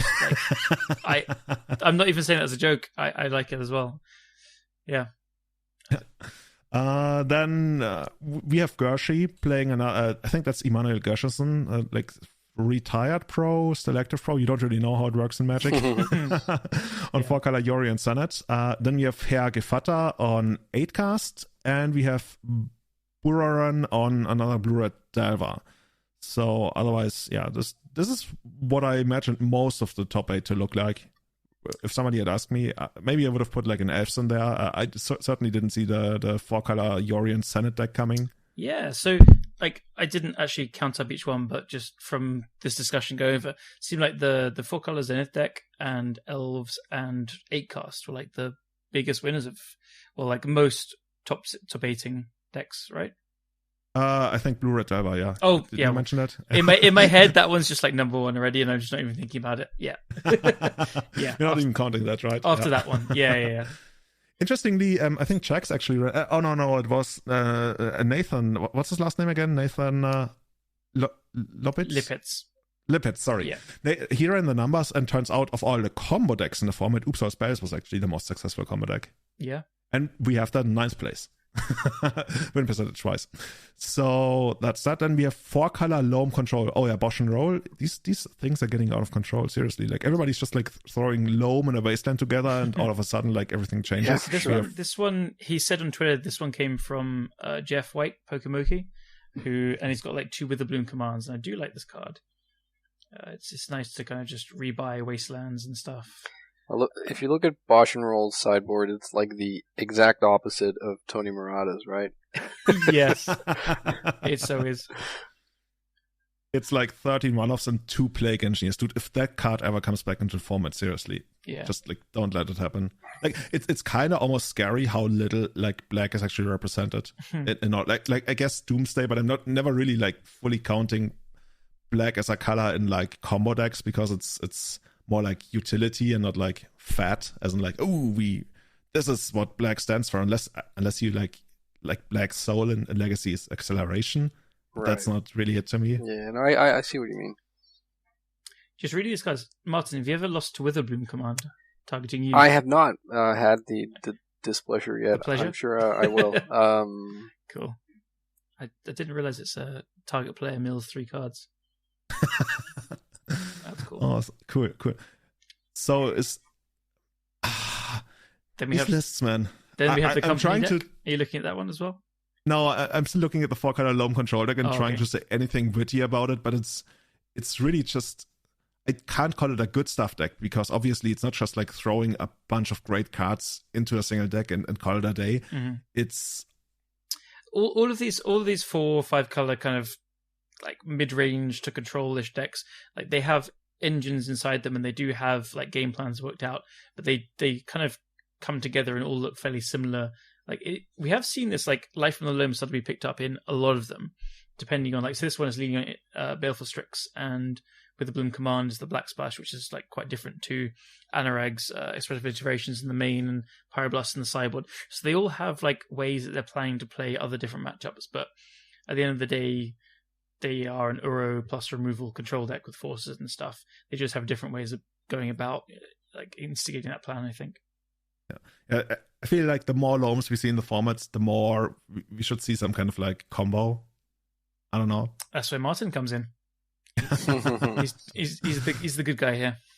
Awesome. So yeah, and then in 13th place we have another interesting deck. That's Bug Collected Company, and that's something I also wouldn't have seen coming. Oh, that's sweet. I didn't even notice that. Yeah, I would never have guessed of Vagaroth Bloodsky Sire top 16ing. What does that card even do? It's a oh my god! It's a 3-mana 2/3 Death Touch, and then it has Boast. Boast is when it attacks, I believe. You can when you can pay 1 and a black. Target player searches their library for a card, then shuffles their library and puts that card on top of it. Oh, so you get like a vampiric kind of? Yeah. Well, the trick is you play it with opposition agent. So you so you get to search your opponent's library for a card. Yeah. And where does it actually go? And then you put like a bad card on top of the library? Well, you get it, right? Wait, but how do you get it? It gets on top of the library. Well, while an opponent searches the library, they exile each card they find. You may play those cards for as long as they remain exiled. So I guess okay, that's actually a card advantage engine then. Mm-hmm. It's pretty cute. This is like Legacy Tinker almost. Okay, I guess that's pushing. Yeah. You've heard it here first. Heard it here first. Ragaroth Blood Sky Sire is basically a Tinker. I mean, the guy was basically playing Tinker. Yeah. I don't know why no one else is playing this Tinker card. You're laughing now, but 2 months from now, we're going to complain about when Ragaroth Blood Sky Sire is actually going to get banned in Legacy because it's getting out of control. I just don't want. I don't want anyone playing Opposition Agent, please. Yeah, this is another nice one. That's so good. It's a 4-off even. Oh my god. Yeah, just company into like 2 of them and 4 Hull Breach of 4 Opposition Agent. This is the Grief Doomsday deck. Yeah. Yeah, also like 4 Baleful Strix, 4 Icewind Coral. This is the Grief Delver deck. Yeah, true. God. This deck, man. Oh my god. It's cool. So much value. I feel like it plays very similar to the old like Dark Bant list that I used to like, whereas in theory all your cards are good against Delver, and then when they learn to start bolting your Noble Hierarch, you lose very fast. Yeah. In speaking of not losing very fast, before we close out the show tonight, Martin, do you want to give us a rundown of the matchups you faced, any interesting situations throughout the tournament? Because I know there's one very specific situation that's almost made you give up. This is like where the teaser comes in. In a world where everything is lost, you think you can't win the game, and you should actually concede the game. There's one more thing left to do. And I think that's going to come up at some point during your rundown. So help us out. Where did you start off in the first round? Sure. So I had to make a choice in terms of the deck list. Either play a version of the deck that maybe has a bit better shot against Delver than the one I was on, or bank on facing like a lot of non-Delver and then crush. And I went for the latter one, and I got really rewarded. I got so lucky with my matchups. So I did face Delver once in the Swiss, and that was round 1. I took it 2-0. It was very close in both games, but that's how you usually are able to win versus Delver. I won the die roll, so nothing too fancy there. That's 50% of all the wins that Doomsday got against Delver on the entire weekend. Yeah. It's also 50% of the wins I got against Delver, sadly.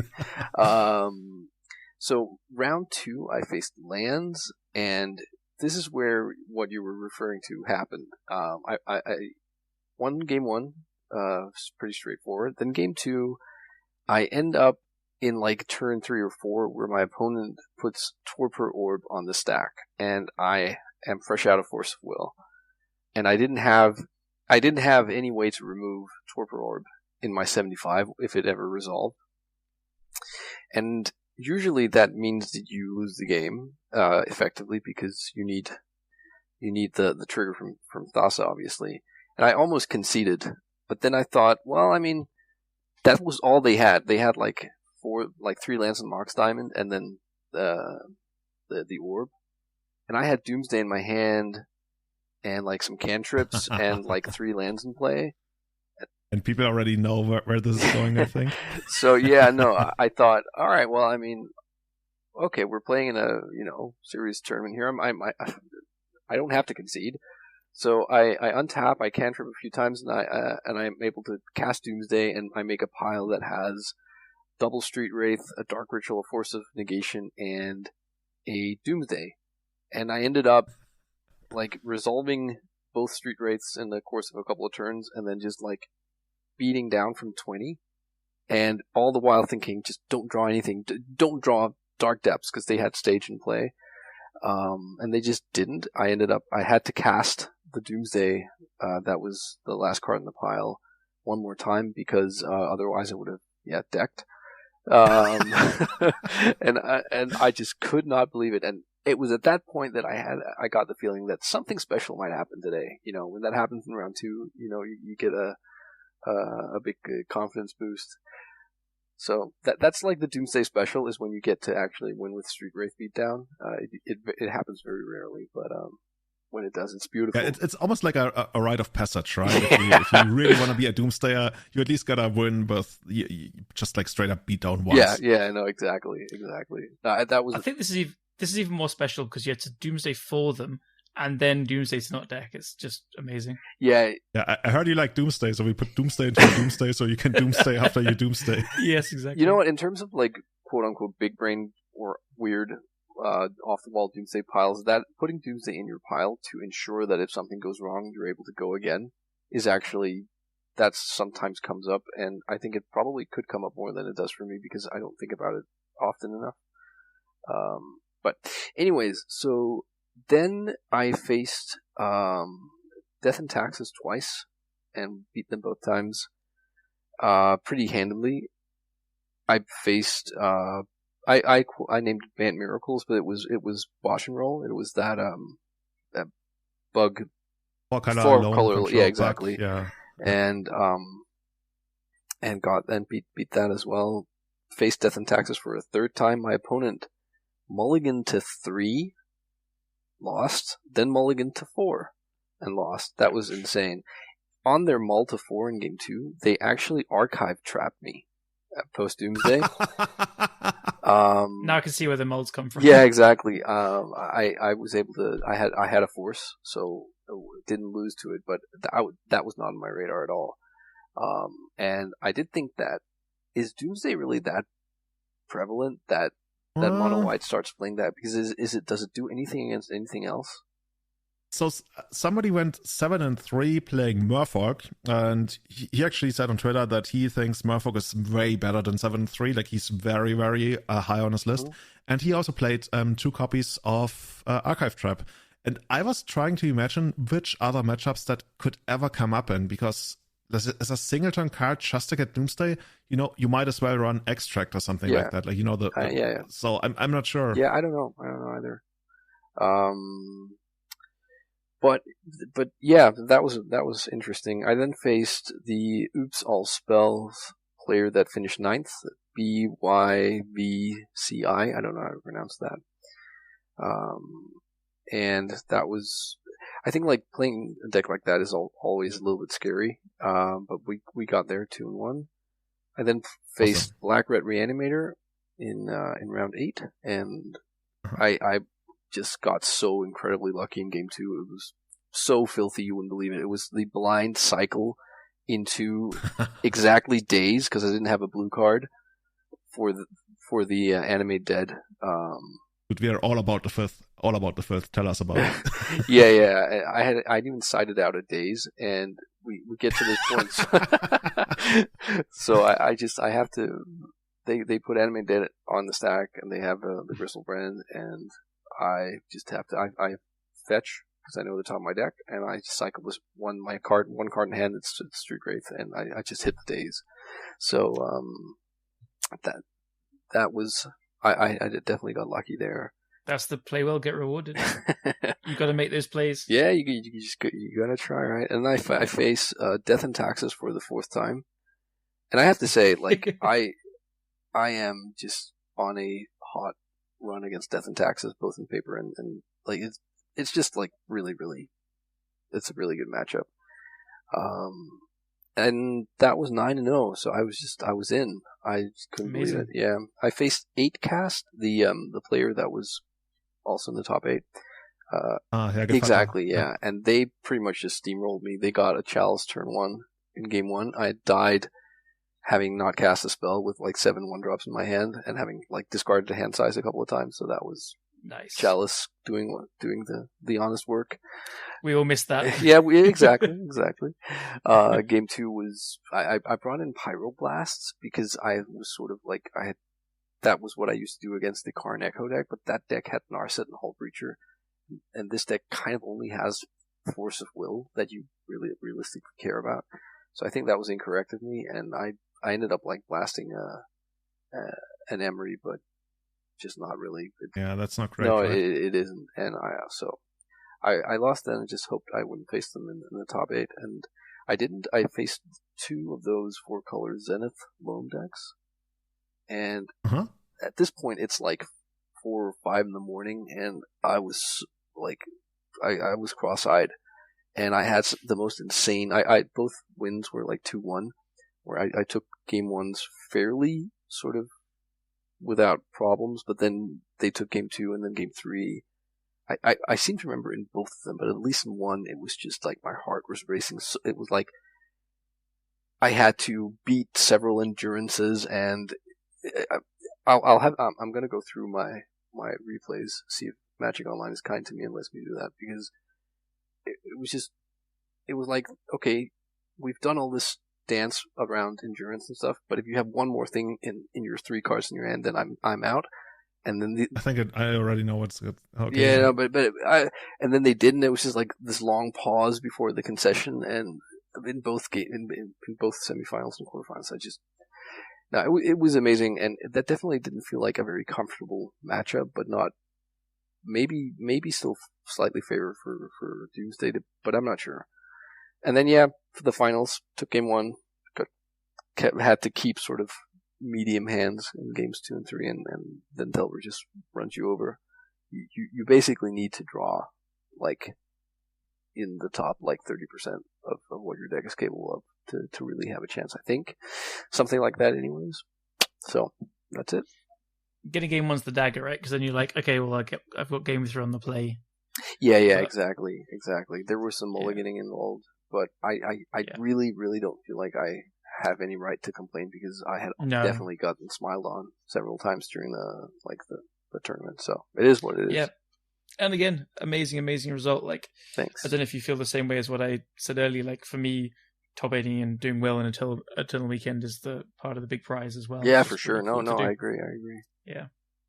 So is that something you're going to put in your YouTube channel as well? Because you said you were going to look into the replays. And by the way, we're also going to link all of your socials in the show notes here. Thanks. But for those who are too lazy, or let's not say lazy. I mean, I usually don't read show notes. I make them, but I don't read them for other podcasts. So for those who just like want to know what your YouTube is, where can people find you on YouTube? What's your name in there? It is youtube.com, and then it is Martin Nielsen. Actually, hang on, because I never checked this right. You're doing a me. I never remember which one. Yeah. Twitch or Twitter or whatever. That's the actual reason why, like, the top tier standard of doing it and for content creators is to have the same thing everywhere, so you don't have to remember. Yeah. This is so stupid. I even reminded myself to look this up before I came on, but now I closed the browser where it was sitting. I'll admit right now, I usually open my Twitter when we're finishing off our podcasts to just check that I have the right handle to say. I never remember. Yeah. While you're looking up, there was a couple of questions that came in like last minute and stuff. I was just going to mention one of those. Yes. Go ahead. Is it the Kai one? Yeah, exactly. So while you're looking at Martin, he says, Martin, where can I reach you? I need you to sign my deck, my shoes, and my firstborn child. From Kai Sawatari. Well, I believe Kai knows where to reach me, because he actually stayed with me in Copenhagen when he came here for a legacy tournament like 5 years ago. But just send me your stuff and I'll sign it. Maybe not your firstborn though. Send the firstborn in the post. It's fine. Yeah, actually, it used to be legal in the US, and people sometimes did it. Like, not firstborns, or rather, like, not babies, but like kids. They literally had to outlaw sending kids by mail because people would do it. Yeah. Anyways, so do you have your thing on YouTube? I can probably find it quicker. Yeah, I think you can. I'm a little bit of an old man when it comes to this sort of stuff. How hard can it be? I'm pretty sure it's just my surname. Because it is. I found it. I went into your Twitter and I found it. It's youtube.com/Martin Nielsen. So, and then _Nevilshute. All right, excellent. Do you say Nevilshute or Nevilshute? No, Nevilshute. I believe is the correct pronunciation. It's some author. So I remember you mentioned it. Finishing strong here, not knowing his own YouTube channel. I respect it. Yeah, and then I'm also on Twitter, where I'm at Martin F.S. Nielsen. So Martin, and then F as Frank, and S as Simon, and then Nielsen. Awesome. Yeah, and that's pretty much it. Awesome. There's one, 19 seconds ago, Rapple Cheap sent us a question. If Imperial Seal was legal, would Doomsday play it over personal tutor? Without going too deep into it, which is usually a very tall ask when it comes to stuff like that. I want to say yeah, for sure. That sounds like awesome. definitely. The only downside is not pitching to force. The life loss is negligible, I think, and being able to find a dark ritual, which is usually the other thing you want to find, or a force of will, is just yeah, I would say so. Awesome. So with that, I think we're going to call it a day. If you want to support us, you can consider leaving a review on Apple Podcasts, or you can join on our Patreon on patreon.com/everydayeternal. Become part of our community.